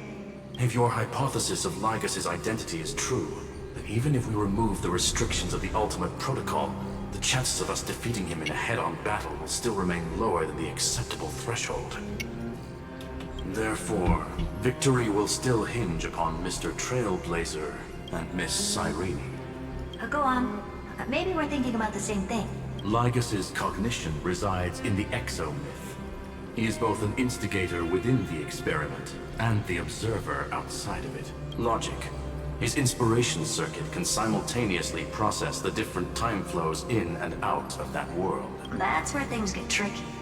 He simultaneously exists in two different timelines, where the internal clocks are wildly different. That old Intellatron's neurons have completely gotten used to that over this prolonged experiment. And that's why he holds home field advantage. You and I should be able to manage that too, if given more time. Unfortunately, there's no if, and we don't have more time. That's why we need to change our way of thinking and turn his advantage into a weakness. The key lies in memories, right? Oh? You caught on quick. You've already mentioned my friend and I, so it's an easy connection to make, no? My intuition has always been very on point. Good. Then I'll cut to the chase. Since his thinking speed far exceeds that of normal people within Amphorius, we are going to externally plant a memory into his inspiration circuit. Then, command it to loop endlessly until he gives in. Even the most flexible and sturdy inspiration circuit cannot withstand the traffic of a full-on information flood. When the amount of information exceeds his cognition filter's capacities, he will have no choice but to focus on processing this memory. That's when the parallel processing advantage he gained via Amphorius will completely destroy him. An image from a person's memory played in real time might only be a second for us. But for him in Amphorian time, it could be millions or even billions of calculations. He won't be able to do anything but watch as he's locked into this prison forged by memories. They're gonna DOS him. We can entrap him in the same kind of cycle as the heroes were in, and get him to experience loneliness and pain in that endless recurrence. It's my greatest honor to be on the same page as the geniuses. That little one is still in that old Intellitron's hands and won't be able to respond to us anytime soon. But I don't think he'd refuse. So it's up to you to figure out how to execute this plan. I'm not sure how this happened, but I knew it as soon as I saw you. You are currently a mimetic entity of the Remembrance. Yes. I seem to be something you folks beyond the sky call a memo sprite. But that's fine by me. It suits me perfectly. I can serve as the vessel of memories and do my part for the final battle. But before that, we have to tell you. The path characteristic you exhibit is very special. There's no way you're just a simple memo sprite. However, I'm sure about one thing. You are a mimetic entity born in Amphorius, yet you only awakened with the Little One's arrival, and only matured as he embarked on the path of remembrance. That means your existence is completely attached to his memories. If there ever comes a day when he forgets about you for even a few seconds, or loses his last connection with Amphorius, then you must be prepared for the worst. You will disappear in the memory zone, utterly gone, without even a single line of data to remember you by. But that's already happened, hasn't it? No wonder I've always had a weird hunch. But that also means I was right in thinking, as long as my friend and I are together, we can do anything.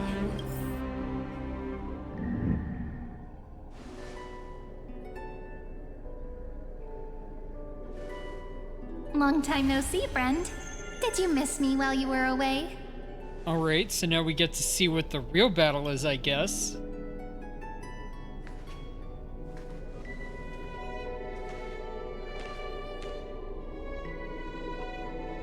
Long time no see, Cyrene. Yep, 1,000 years was such a long time. And everyone in Amphorius was waiting for the Deliverer's return. You probably already knew about the Genius's plans for that memory. I had to hide really well in a corner in time so Lygus wouldn't find me, and wait for the right opportunity. Which is now. The moment when his manifestation in this world is destroyed, and his twin timelines are intersecting.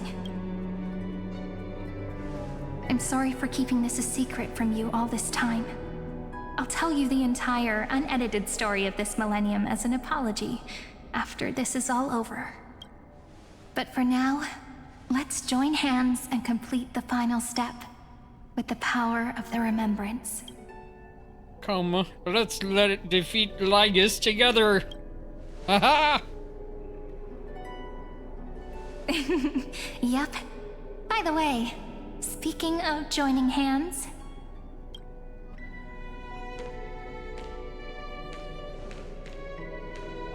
can I please do something before we go on stage? What's that noise? What's going on? Remember the joke we made back at the Grove? No, sorry. Look. Aren't my hands pretty now? What a fascinating feeling. Like countless memories all swelling up at once. What about you? What did you feel when we touched each other? You feel very tangible, very real. Really? That makes me really happy. If memories can move people, then it must have been a happy memory, right? Now, please remember what you're feeling right now. Write it down in your heart and keep it there. Okay. Memories you want to treasure will never fade away. Even if immersed in the long river of time, these memories will still leave traces of their existence. So, if the view in your memory ever grows fuzzy, just reach out and touch it. It's like reading bedtime stories together at night. It wipes away the chill of passing time, sharpens the outline of memory, and restores its power to nourish the spirit. Now, I'll carry this power with me, and for a little while, I must part from you. As I step into the long cycles of this world, give me your blessings, friend. Then, let that bright future be, as we have written. Then, I'll leave it to you. What's the book? Ah.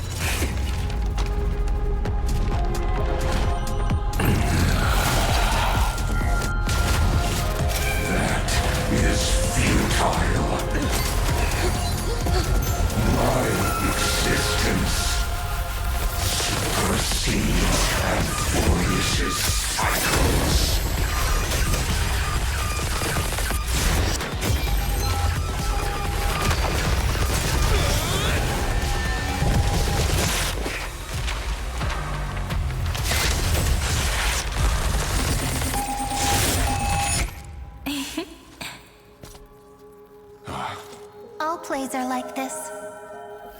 Once you're on the stage, it's hard to return to the audience. Welcome to our story. How does it feel?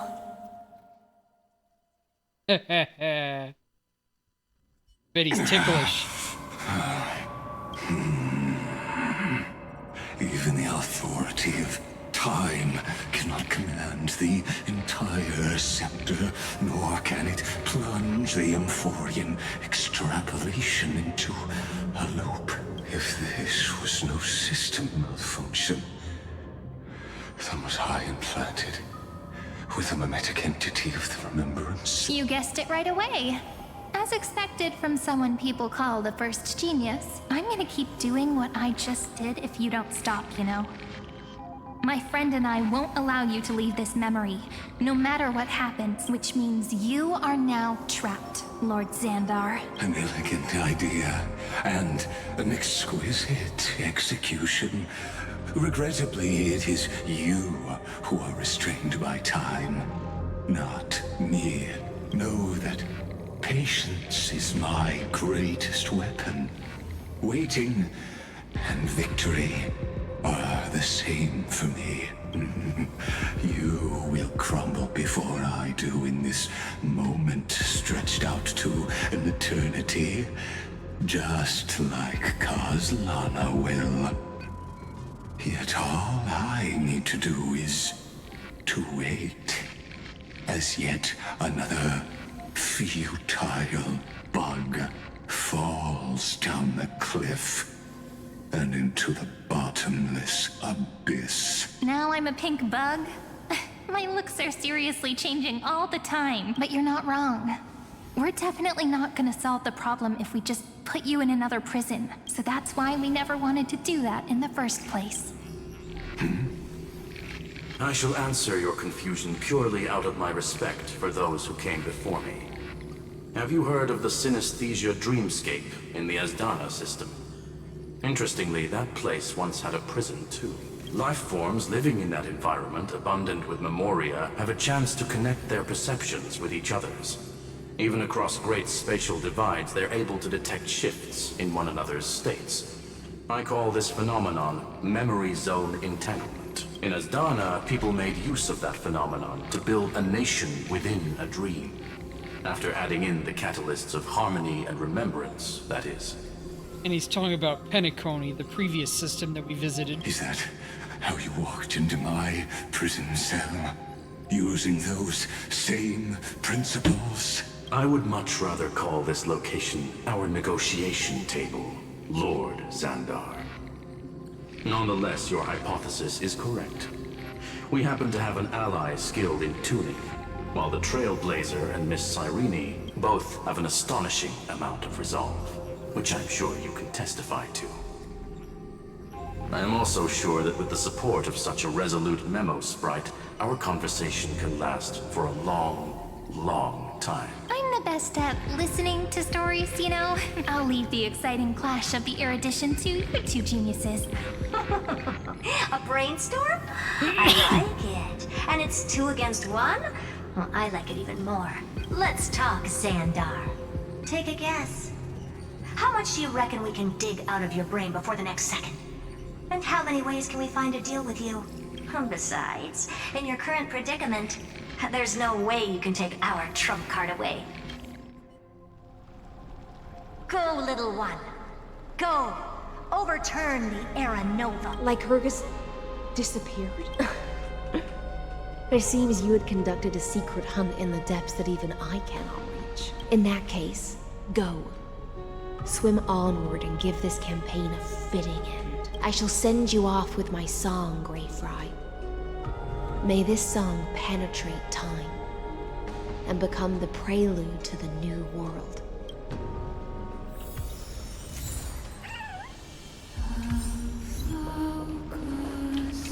Submit the core frame.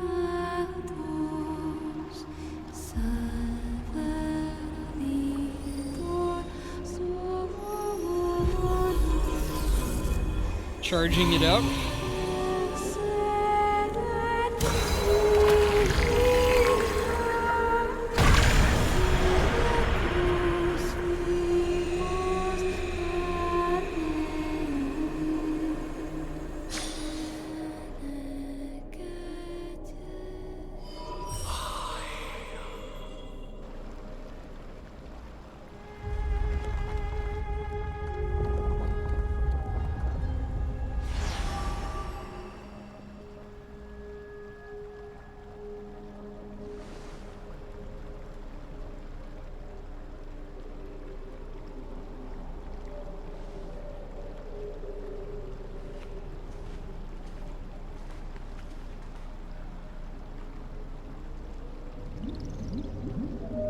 Dux Gladiorum, you have completed your duty. A new dawn is about to rise. Why not swim towards it?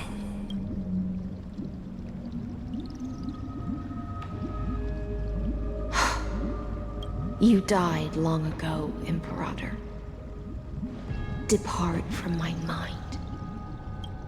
But your duty towards the Imperator did not die with me. That duty will bind you no more. You will be able to hold for yourself one grandiose feast after another in the endless days to come. So go. Go and swim towards that ocean beyond the sky with the Deliverer. Is this? A page out of that sidekick's book. I commanded her to gift this page to you when everything finally reaches the end. What's on this page? Memories. Lifelike memories. That sidekick found me after the bloody feast 1,000 years ago and showed me her diary. I saw within that notebook.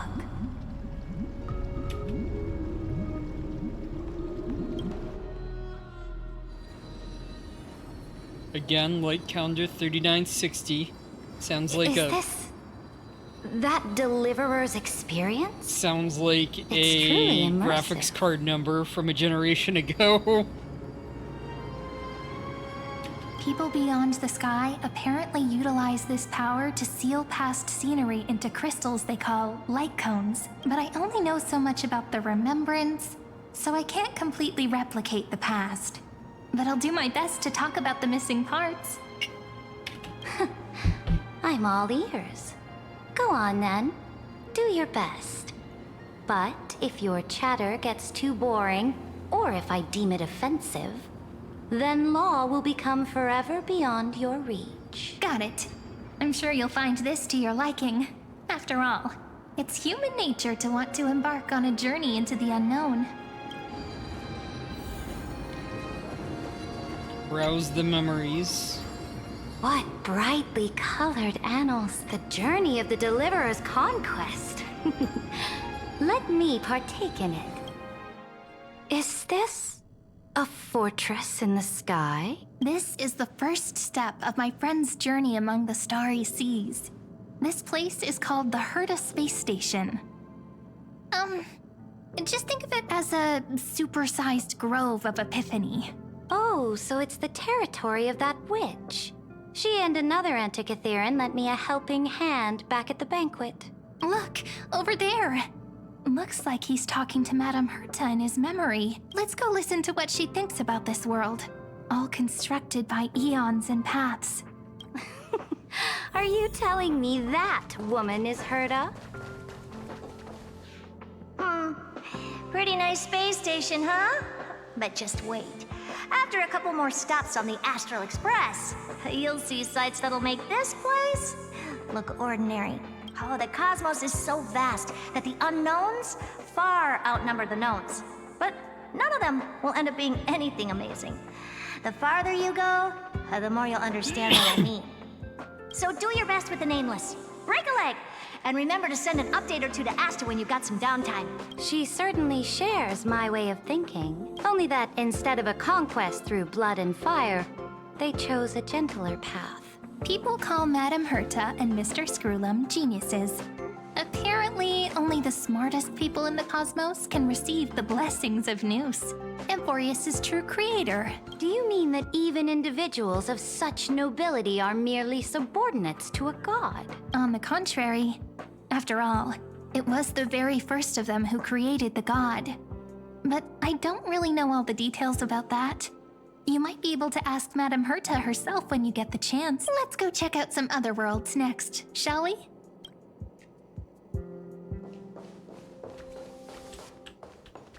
Browse the memories. Going to Belobog? This next stop on the journey has a lot of similarities to Amphorius. A snow-covered land? Interesting. This star is named Eurillo 6. That name sounds so cold. Belobog sounds better. The girl we see here holds a similar station to you, Imperator. She's the supreme guardian of this world. A leader who took up the mantle of government during a disaster. I did not expect the Empress of this world to be so young. Well, your appearance isn't much older. The object in the distance resembles Nikador. Is it a weapon? No, it's called... It's all thanks to you that we survived the crisis. The collaboration with the IPC is both an opportunity and a challenge. Nonetheless, it's an important step in our journey back into the universe. This world was sealed beneath its sky just like Amphorius was, and they only managed to reconnect with the stars when the Nameless arrived. That IPC she spoke of, is it a more powerful organization? Yes. The IPC conquered many worlds through trade, and opened up a vast territory that way. There are many such powerful alliances beyond Amphorius, and they all walk on roads different from the destruction. Coming back to the Supreme Guardian and her Belobog, didn't they find a peaceful way to enter the interstellar community? That cannot be true. That IPC would never have grown so big on trade alone. It may pretend to be a wealthy merchant with clean hands, but I am willing to bet that it grew fat on gory oppression and bloodshed. Its path of conquest must have had no mercy for the weak and would have destroyed them if needed. Are you telling me that this snowland never thought about tossing its dignity to the wind and kneeling to the IPC? I will not believe it. I will never allow the Imperator's empire to be sullied by others. Amphorius must become a power so strong that no interstellar foreigner would dare to look down upon us. Imperator, Belobog isn't as weak as you imagine. Listen. I indeed hesitated. But now I understand what we must do. Belobog must learn how to walk on her own, until she no longer needs the support of others, and can stand on her 2 feet among the stars, even if I may not live to see it. I believe such a day will surely come. They still have their dignity intact. One day, that hope will melt through the ice and help them into a prosperous tomorrow. But the order of the cosmos is already set in stone. The old laws decree that only the strong survive, binding the weak in an unbroken chain, until they wither and turn to dust. Unless they embrace the power of the destruction. Amphorius must shatter the old law and become the new order among the stars. Speaking of the order, another one of my friend's companions may be able to enlighten you further on that. Let's go to the next page. Gonna meet up with Sunday. This next world is a nation of dreams. The first time I heard about that place, I didn't even know what to think. Such opulence does indeed evoke astonishment. This world is called Penacony, an eternal city built upon a land of dreams. It's also my friend's previous stop, where they went through a risky but exciting adventure. Tell me about it then. That man standing afar has wings on his head. I am truly curious.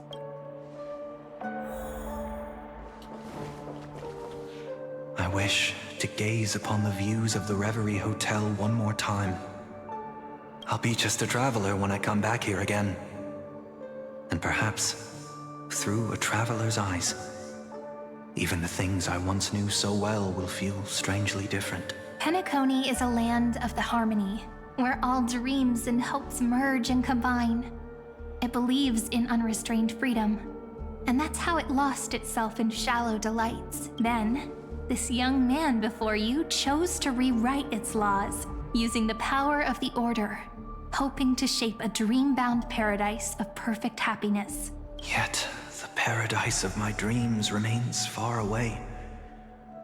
Perhaps a brief journey with the Nameless can show me more possibilities in my search for paradise. As for what Penacony should look like, it'll be up to her. No. Up to their trailblazing now. It sounds like this ideal kingdom is no more. That's right. The people chose to wake up at the end. You can't see tomorrow when drowning in sweet dream. This individual's law acknowledged only gods and constructs, leaving no space for humanity. And yet, the fact that he could accept defeat and resume his journey shows a rare self-awareness and clarity of mind. You are also very self-aware, Imperator. Then you must know that the world promised by the destruction also has no place for humanity. I am indeed very aware of Lycurgus's honeyed words of deceit. I have seen enough. Take me back. So they skipped over the Xianzhou. Then let's wrap up this trip down memory lane with one last scene. This absolute wonder. Isn't it pretty? That's our Amphorius. Our world flows and meanders in this endless band of light. Though we were born from the designs of the gods and are not yet truly alive, the Chrysos heirs of Amphorius still chose to stand against fate and carved a legend no different from that of humankind. Will you really renounce the heroes in this world's previous 30 million cycles, Imperator? Including even yourself. Will you bow to brutal destiny and allow that puppet master named the destruction to have their wish? I know what you want to do, sidekick. You want to use that deliverer's memories to influence me and tilt the scales of law toward him and the two geniuses. You really saw right through me, Imperator. How can one rule an empire if one is incapable of understanding people's minds? I have decided on Law's final destination. However, before I move my next chess piece, before we go on, tell me this, sidekick. Throughout his trailblaze, was there ever a memory of the ocean? Now we're coming back, I guess. The ocean. My cradle. My home. You shall complete your conquest in the ocean at the boundaries of this world, and eternally slumber in the sound of tides. You shall eternally slumber in the sound of tides, and complete your conquest in the ocean at the boundaries of this world. Our prophecies aligned as flawlessly as a sea snake circling upon itself. An elegant loop, like a joyful hymn, like the circulating ocean current, like our two fates, like Amphorius itself. Light calendar 3960 again at the end of the campaign against Fegusa. The trial is over. So tell me, who will own the divine authority of law? I won't give it to anyone. What? I am the law. Why should I give my imperial crown to any other? Both the Deliverer and the Theoros came from beyond the sky. They have no right to interfere with the lands I conquered with my own two hands. The law of Amphorius shall be determined by Amphorius's master. What exactly did you see in the trial? Everything. I saw everything regarding the rules of this world's operation. I saw the laws of extrapolation that Theoros spoke of. I saw the ultimate protocol. As long as I offer a sacrifice of equal weight, I can rewrite the laws of this world according to my will. I can turn good into evil, ugliness into beauty, and weakness into strength. Fate gave me a very fair deal. One rule change for the life of one demigod. What are you planning to do? You can't guess. We can conquer the stars without relying on any power from beyond the sky. We just need to make some reasonable sacrifices. Your ambitions have already made so many people give up their lives for the law. And you're still not done? I am determined for Amphorius to stand on her own 2 feet among the stars. You are beyond reason. You think such a simple and hypocritical statement can justify your atrocities. There's no new without destroying the old. That's what you consider an atrocity? Ironic, for that is also the unchanging law of Amphorius's revolutions. Ever since the Flame Chase prophecy resounded in the distance, fate has decreed for the Chrysos heirs to ignite our blood and illuminate this dark age. People would still be puppets of the old dynasty if it weren't for my conquests. But your world doesn't seem to be any different from your predecessors. Bloodshed, tyranny, oppression. You're making the same mistakes they did. Go and see everything for yourself. Go to any library I've built. Go listen to the rumors on every street corner. Go and witness how the Imperator crushed the old laws and forged new ones.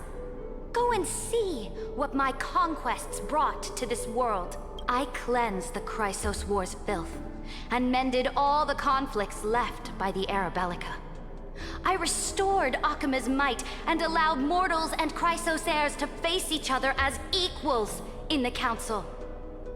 I punished all sins and rewarded all achievements.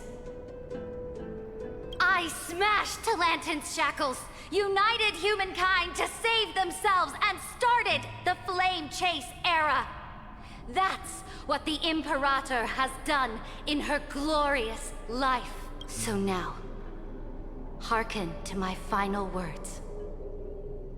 History will eventually forget Cyritra.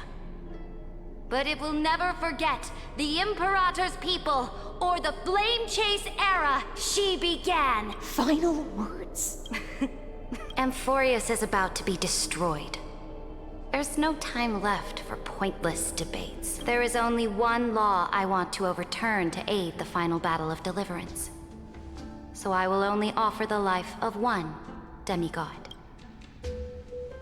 In the name of the Imperator, I command you one last time, Electra. Either sacrifice yourself for conquest, or pierce this tyrant's chest with your sword. Thus, the Imperator concluded her final speech at the end of her life. At the last moment before she stepped onto the altar, she gave her most loyal subject the choice to decide fate, just as she promised her compatriots before her very first campaign. My blood flows in you now. Heroic compatriots, follow me, and we'll seize fate's reins! The Imperator fell. Some say that the Dux Gladiorum turned traitor and killed her liege. Some say that she imprisoned the tyrant in a shallow pond of water, then left. Which meant the Imperator had to kill herself to rewrite the law. There are countless stories about her death.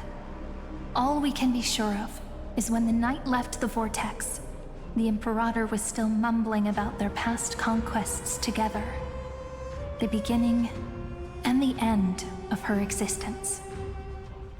Imperator, wait! How could someone of your status come to the front lines? Let me be the flag bearer! The troops defending the pass to the west of the Grove. Have they surrendered? They ran as quickly as they could when they heard your name. The Golden Cocoon Pass is now in the First Legion's hand. Good. What about the Delosian militia? The Third Legion set fire to the mountains and flattened everything west of the basin. They just need a few more days. That is enough. We cannot afford to miss an opportunity for victory. Lastly, how many Laedonian cannons are left? They are no more. The Second and Fourth Legions have destroyed them all. Very good. They now have no way out, no reinforcements, and no artillery support. We will be able to liberate the Grove of Epiphany in the blink of an eye. We will launch the final charge 1 quint after the curtain fall hour tomorrow. Remember, as long as the Alliance's flag still flies on my shoulders, you must keep moving forward. Take no prisoners among the enemy's soldiers. All sages who resist are to be captured and tried according to martial law. And do not destroy any books. Now go! Notify the entire army. Understood. Those who are resolved to die, we salute you. Reporting in. The Mountain Dwellers are resisting fiercely, and the legendary Mountain Breaker has personally engaged in battle. Their formations are nigh impenetrable. Then cease our frontal assault. Send scouts to all legions and tell them to retreat into the Tritos Plains before the parting hour.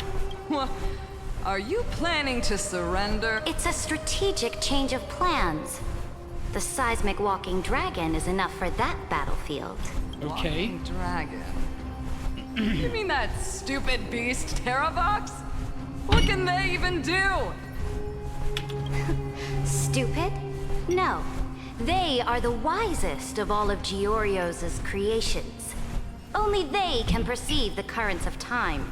Let them deal with their earthly brethren. We will advance and take the lead in defeating what remains of our enemy. I will deliver the most fiery retribution for the humiliation they dealt us, and crown myself with a god-slaying wreath.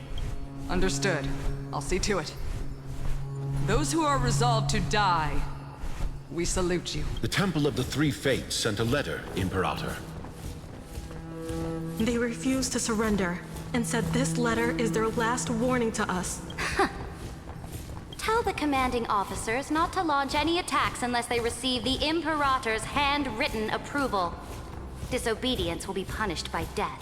What are you doing? The priests of the Three Fates aren't soldiers, but politicians. Do not mistakenly believe they don't have a plan. These dying pests will wring out every idea from their brains, all for short-sighted gain. They are much shrewder than we are. I am inferior to them in that regard. They also have the prophecy to wield as a weapon, something I am not blessed with.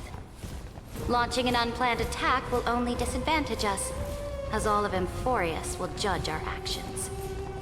which means I will be heading to the battlefield myself, just as I have always done.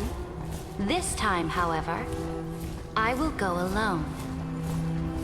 I will conduct secret negotiations to ensure fate is on our side. I'm gonna take another short break, hit the bathroom.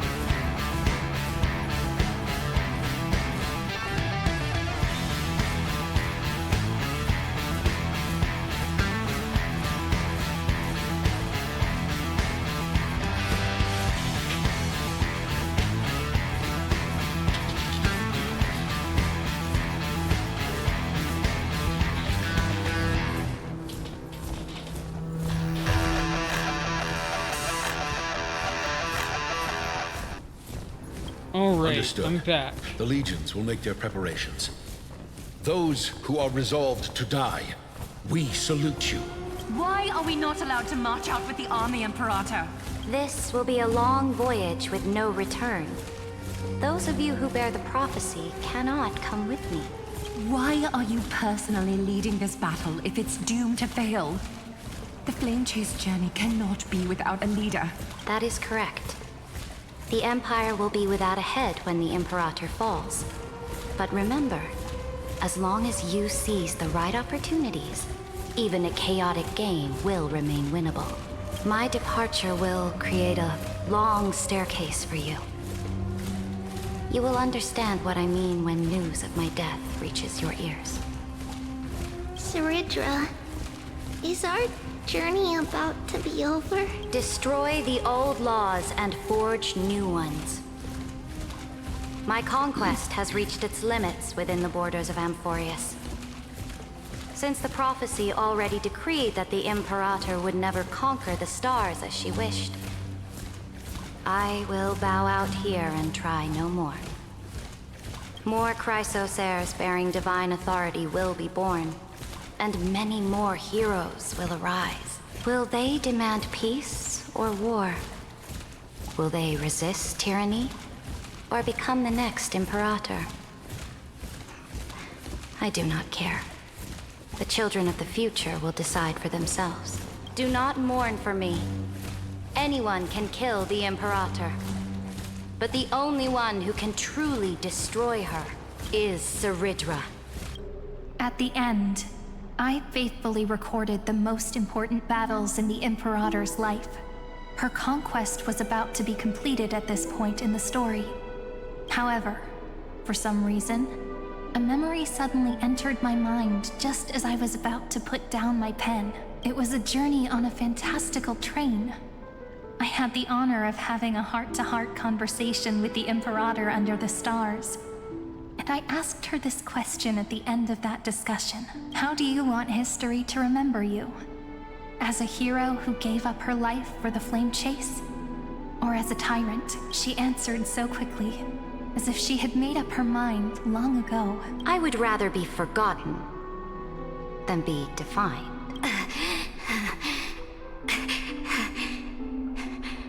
Because the law can be neither eternal nor unchallenged. And only humanity can pen laws into history's pages.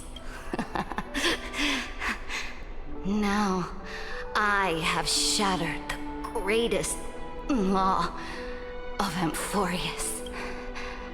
The game is nearing its end, Dux Gladiorum. Even though you killed the Imperator in the previous 30 million cycles, this time you finally found your own law. Then High Sealants, Electra. I will ask someone to deliver the prophecy's ocean at the boundaries of this world to you. Will you choose to swim into that ocean? I do not care. Do not care. The Imperator muttered about her conquests, and news of her death spread in the city. Freedom! Liberty! The tyrant is dead! Go! Shout this news in the streets! My people! My fellow elders! Do not panic. Stand your ground. That usurper has paid for her ambition with her life.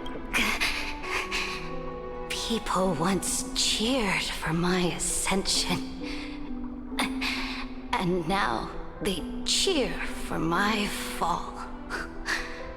No matter. I am fond of applause. I see the cosmos. The battlefield that I cannot reach. I will return in the next cycle. The stars will hear my legion's war drums. Hear the great name of the Imperator here. Amphorius Serit. To this day, we do not know which rule the Imperator overwrote at the cost of her life. Perhaps the truth will only be revealed at the moment of checkmate. Just like every chess game she ever played, we only know her death inflamed Akama. On one side of the city, those who defended liberty toppled her statues to the ground. On the other side, her supporters put themselves between the masses and her monuments, declaring loudly that the Sovereign is still among the people. It is said that golden blood congealed into the same letters everywhere they fought. It was the name borne by Akama's first and final Sovereign, the Imperator Seridra. Okay. But the one who bore that name did not see any of this. Her gaze was cast far away, and the sound of tides in her ears drowned out the people's cries. What was the Imperator thinking about in that prophesized ocean at the boundaries of this world? In that shallow puddle of stagnant water, was she reminiscing about her past conquests? Or repenting for the millions killed for the flame chase? It was neither. The Imperator only saw how the surface of the water gleamed like that crude chessboard, dissected by light and shadow in the afternoon when her teacher played against her for the first time. Look at this chessboard.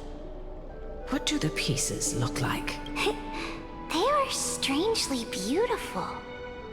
They look like the stars in the night sky ablaze.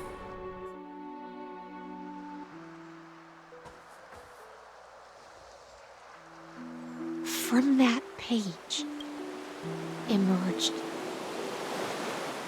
an ocean so vast, so pure, not a single trace of corruption. Is this Seridra? Electra, my subject. Ever since you walked out of the tainted ocean and pledged yourself to me, I have seen the abyss in your eyes and the emptiness in your heart. That was why I promised you a new ocean, where the Imperator's ambitions would serve as the currents, and loyalty would be its light. Electra, my subject. You have done your duty as my blade. The prophecy has now made its final decree on the road I intend to walk. My conquest is doomed to never reach the stars. But the Imperator never makes empty promises. So take this memory, this ocean, beyond the sky, as witnessed by the Deliverer. This is the final gift that the Imperator can leave for her subject.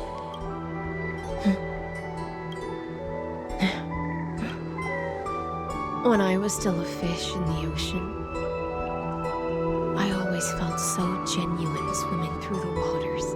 But once I stepped onto land, I found myself caught in a play. Every land dweller wore a mask in their life. So I, too, donned a costume and tried to find my role in this show. I became your blade in war and the violin strings at banquets. Do you still not get it? I do not long for the oceanic depths of my homeland. Nor do I crave the swelling seas beyond the sky. Perhaps even I don't know what I want. I still don't know where I should swim to even at the end. But I know one thing right now. A fish is simply a fish. And she can never leave the ocean she's in. But whether under the ocean or on land, we two prisoners who can never escape this cave can still look outside the cave and see the stars. What in the world is that? Is it smoking? I have to admit, the 12-factor simulation of life in this experiment has far exceeded my expectations. Make your choice then, Senior Society member. Do you want to keep walking down the wrong path and be remembered for your incorrect conclusions? Or do you want to return to the audience's seat and give yourself, Amphorius, and the entire cosmos a more fitting end? I must refuse. A dead man never fears death. Did I not make myself clear? Have you forgotten about our dear Lord of Silence?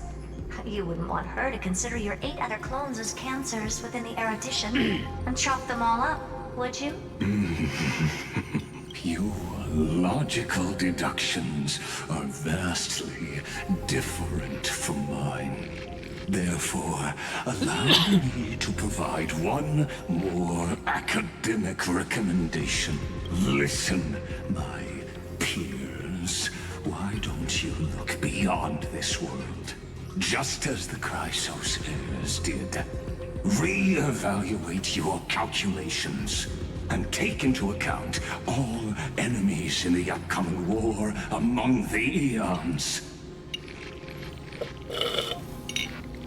Amphorius is not a place where 3 paths entangle, but where 3 paths fight to the death.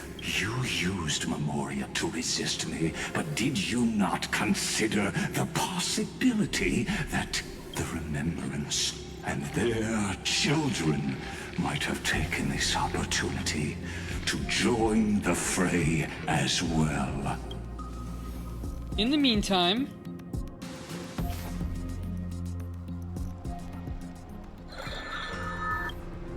Oh, so this isn't just silence.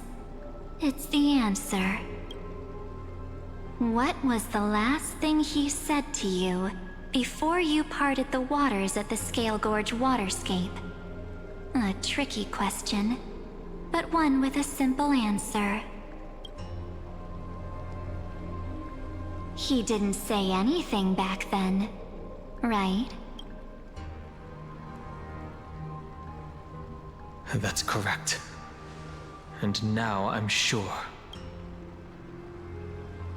You are not March 7th. There's no way she would remember that detail. Wait. I'll only warn you once.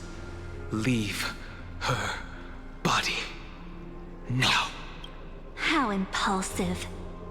That's not like you at all. Why don't you calm down and think about another possibility? I didn't take over March 7th's body. Rather, it's March 7th who regained my memories.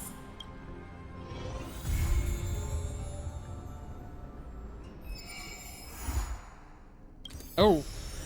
Is that done?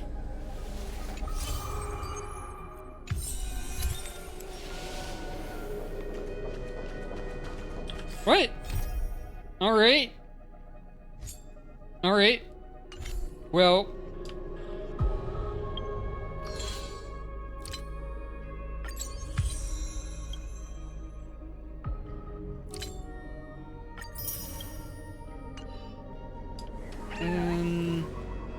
What's this?